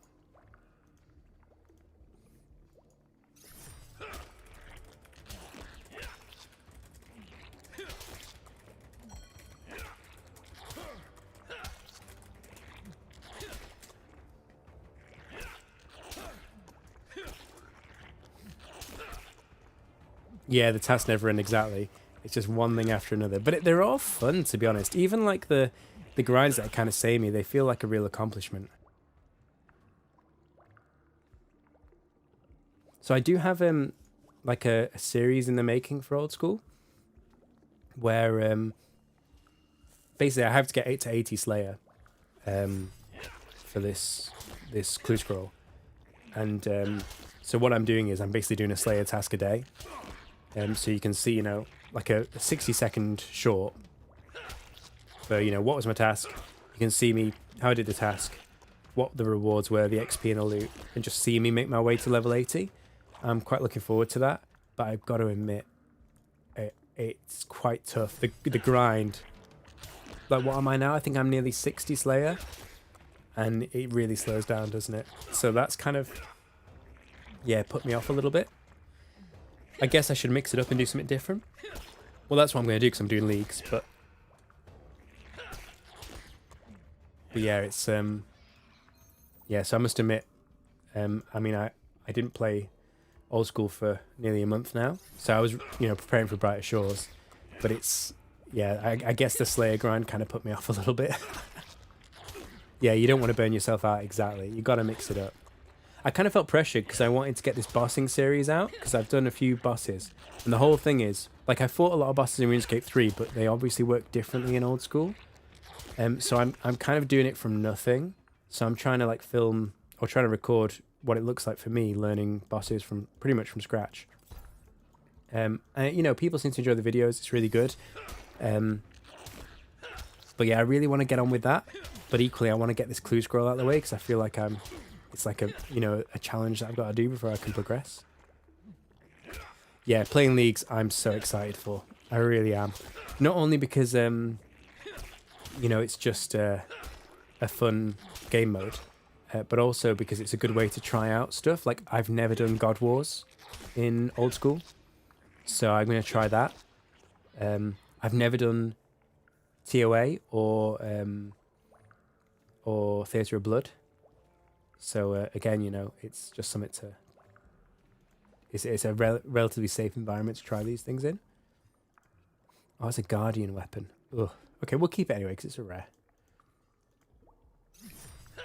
How does leagues work in RuneScape? So it's like a game mode that happens once or twice a year. It lasts for... Well, this one lasts for 8 weeks. But they're always like time limited. And so it's a new fresh start, new servers. And everything's accelerated. So you get more XP. I think the drops are also improved. And they all have special rules. So I think... From the last one, maybe the one before, I'm not sure, but certainly the last one was region locked. So you could only start in a certain region, and then, yeah, it's like RuneScape on drugs, you're right. So you started in a certain region, and then you unlocked regions by getting like achievements, and you could only unlock 3 extra regions. So this one's the same, it's region locked in the same way, but there's also special rules in each one. So this one, there's like super bosses that aren't in the normal game, that if you beat them you get some special items that are specifically crafted for leagues. So it just lets you... Oh, and also leagues, you have like extra perks you can get. I mean, this year's leagues is much more complicated because there's the normal perks and then there's like special combat perks as well. So you basically can make just absolutely broken builds for combat and also for skilling. So it's, yeah, it's like RuneScape on drugs. It's cool, you know. It's just a great way to try out the game, try out things you didn't know about, try out bossing especially. It's, you know, because everything you do there, it all gets wiped after 8 weeks anyway, so it's kind of no pressure. So do you know what? I really like Solo Mission. I saw Solo Mission in the Gillinor games that Soup does. And I really liked him in that. But I watched his League series, and personally, I struggled to follow it. I must admit, actually, I did struggle to find League's videos that made sense to me. But maybe I just didn't look hard enough. I mean, Settled, I absolutely loved. Yeah, Settled, I mean, everyone knows Settled, right? He's really good. And as a creator, like, you're like, that's amazing, I want to do that, but you don't just want to copy him. So that's kind of something I come across every day, is like, oh, I really would love to do a challenge like his or do this kind of thing, but you don't want to rip him off. But yeah, Settled's great. There's a guy who is doing like a randomized series at the moment. Look at that, that's an epic drop. What have we got? Let's drop these boots. Very nice. Epic kite shield. Fantastic. Yeah, let me... Goody, I think it is, or Goody. At the moment, he's doing this interesting series where he can only pick up and use items that are assigned to him by a randomizer, and every time he gets an item in the game, the randomizer goes off and it randomizes it to another item. It's really weird, but it's really good actually. That's a cool series to watch. Who else? I mean, Jimmy's funny, right? Jimmy's a really good commentator. Both his actual in-game videos and his like commentary stuff and reviews like are really good. I just like his style. He makes quite different content.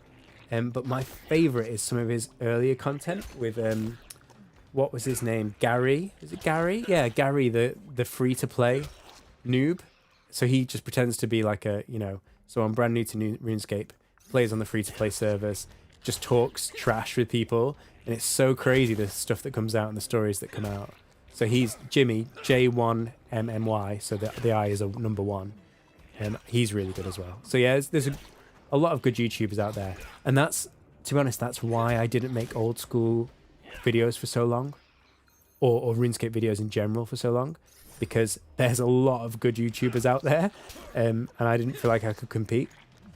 But I covered RuneScape once, and people seemed to love it, and I loved it, and I love the game.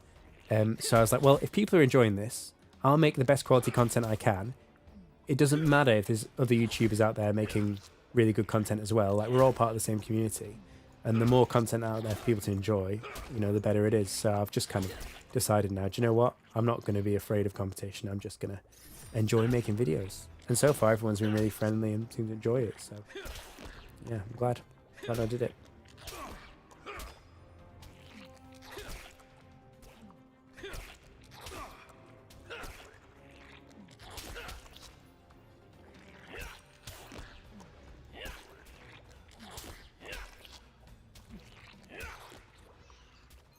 So I guess you're gonna be playing leagues then, so yeah. Do you have a plan what you want to do? I've got some ideas. I think what I'm gonna do is when I stream it, I've got obviously a starting idea of what zone I want to unlock first and what kind of stuff I want to do. But as we get into it, I'm gonna ask chat like what zone they think I should unlock and get some feedback. So I've not got like a solid plan. I've got an early game plan. And then I'm going to be a bit flexible and basically see what other people want to see and get some advice.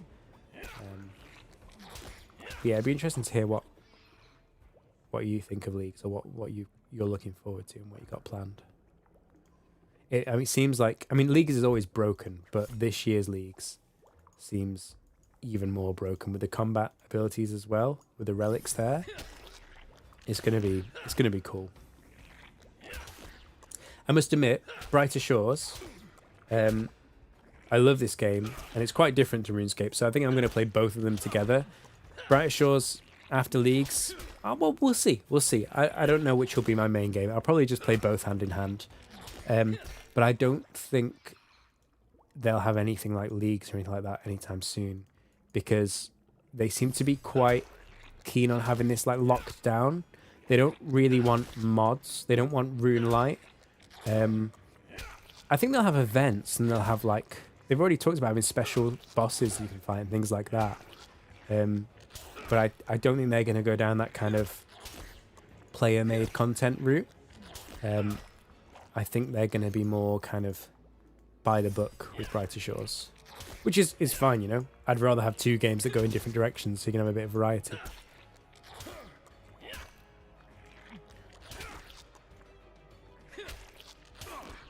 Would you guys like to see like a Rune Light for Brighter Shores? A special client you could get that marked tiles for you, or had special tools you could use? Is that something you guys want in the game? If you really want to min-max stuff, you could do that.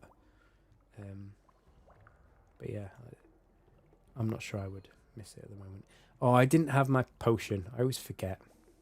Never mind, it's fine. We lost like... Well, it was 5,000 XP, so we lost 5% of that. So, what's that? That is 50 XP we lost. Never mind. It's not the end of the world.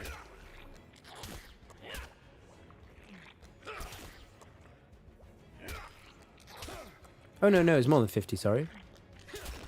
No, 10% is 50, so... I can't do maths. 10% is 500, so we lost 250 XP. So it's, yeah, one slime gives us how much? One slime gives us 400 XP, so we lost half a slime's worth of XP by not using our potion. Never mind, it's okay. Worse things happen. Let's see. I'm getting all these drops for other people. Oh, in fact, no, that is for me. Is it? Throwing rings. I need to tune it. Can anyone use throwing rings? I thought this was a hammer mage item. Maybe I'm wrong.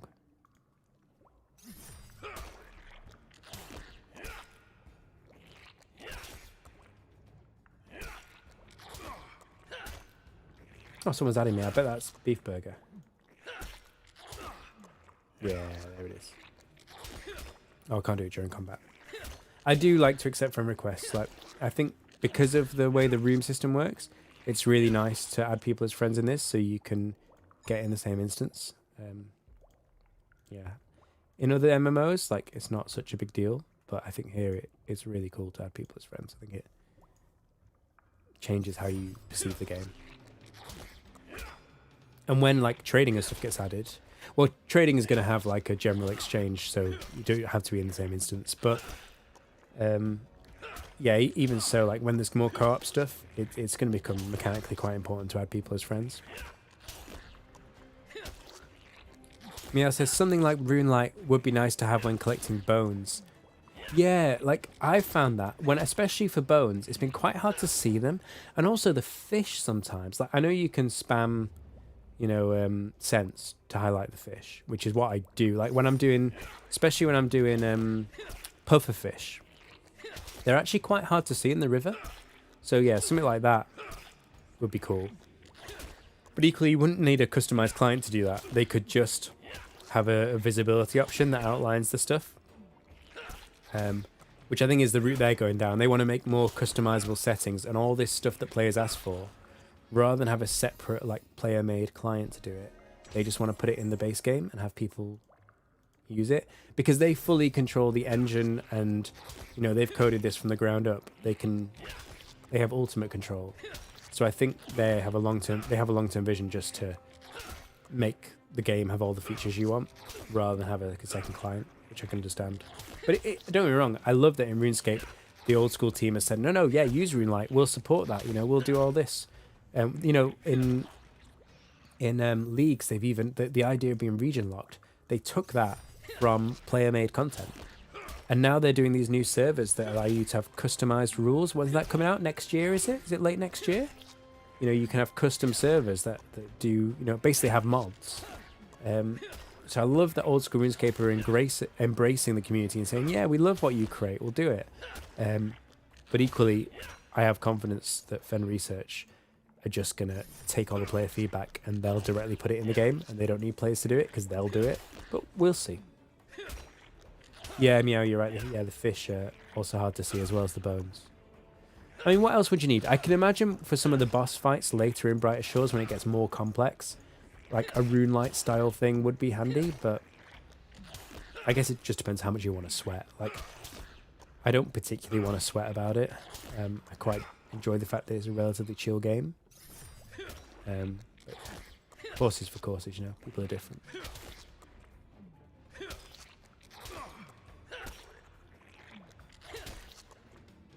Do you know what would be nice? A little notification to say when your ventures are ready.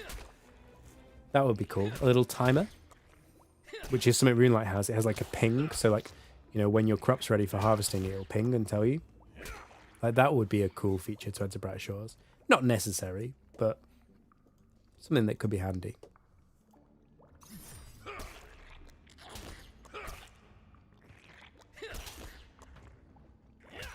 Oh, I'm level 27. I didn't even notice. Okay, let's try the boss again. How are we for potions? We got 11, which should be enough for one attempt. We don't have a strength potion, but let's try it without.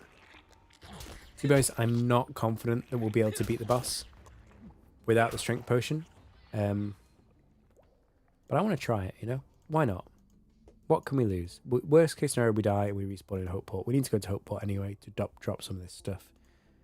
Is that an upgrade? No, that's worse. Okay. Right, let's go try this boss again. I give ourselves a 50% chance of success here. We did kill the other level 35 monster with level 27. So in theory, we could do it here. So the plan is we attack him with ranged.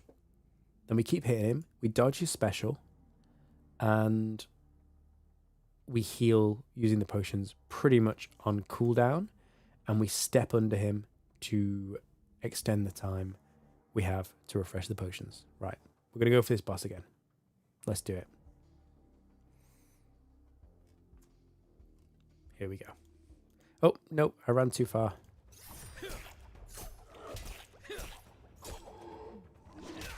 Oh, dodge, dodge, dodge.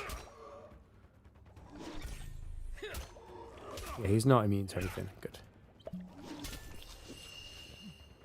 Oh, I probably used that potion a bit too early, actually. Right, we're just going to keep doing this now. We're going to keep walking under him. Oh, I shouldn't have done that. So walking under him, I think, gives us a second longer to react, or to, before he attacks us. So it gives more time for our potions to refresh. That's the idea. So we can use the potions pretty much on cooldown. Are we doing it? Is this working? I'm not sure, you know. We've already gone through 3 potions.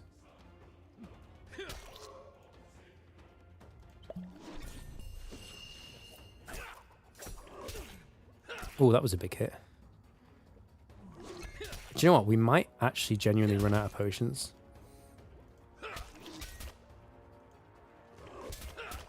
I think the walking under him tactic is legit, you know. I need to remember to use these potions on cooldown.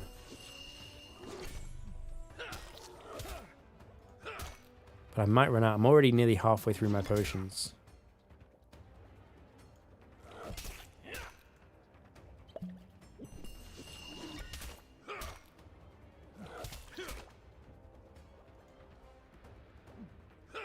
Get out of there.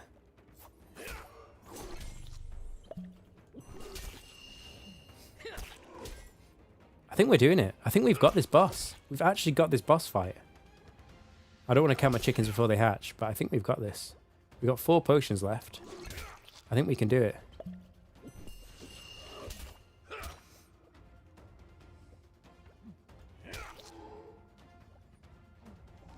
Also, while he's using his special, we can still just hit him from the side. Don't even have to use ranged. He hit me for nearly as much as the push and healed then. This is a bit close for comfort, but I think we can do it. Yeah, we've got this. We've got 1 potion left, but we've got it. Level 27 again. That's the magic number, apparently. As long as he doesn't get like a crazy big hit now. Oh, we did it! Yes! Oh, thank you for believing in me.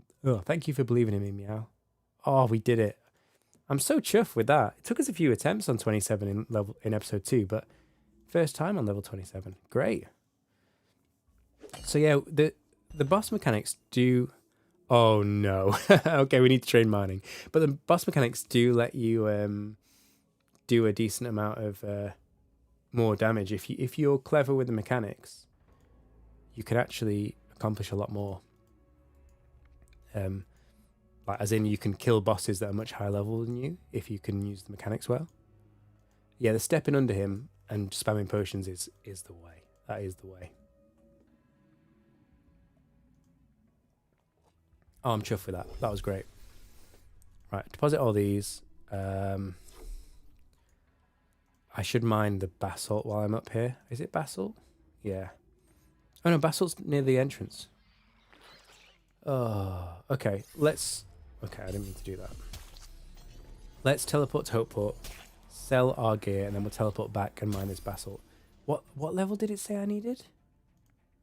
29. How far off 29 are we? I think we're quite far. Okay, what are we on? Okay, yeah, I'll tell you what we're gonna do then. We're gonna buff limestone, right? We're gonna call it there. We're gonna set ourselves buffing limestone, and I'm going to work on getting 29 miner for next stream, and yeah, then we can do this. Oh, let me teleport back. Recommend mining all that I can smith. That is a good idea. Yeah, you're right, actually. So rather than getting... I'll get one basalt for, like, the collection log. But this stuff here, which is actually right by where I was, I should mine that Adathril to... because then I can use that for smithing training as well. That's a really good shout, Meow. Yeah, I'll do that between streams. I'll use that to train mining. And for tonight, I will leave ourselves buffing limestone, because we've been going 3 hours. I'm not feeling very well, so I think that's a good time to call it. But yeah, it's been so nice to see new faces and like friendly faces that I've met before. I really appreciate you guys continuing to support me. I'm glad you're enjoying the game. I'm really enjoying hanging out with you guys, and yeah, thank you so much for coming to the stream. If you don't already know, I stream every Sunday and more often as well if I can make it. And I put out videos every week on Brighter Shores, on RuneScape. So yeah, if you want to see that, if you want to see when I'm live or see these videos when they come out, then you can subscribe to get it on your feed. It helps me an awful lot as well. So yeah, thank you so much for watching, guys. Thank you for your support. I hope you keep enjoying the game. And yeah, have a great day. Have a great week. I'll see you all soon.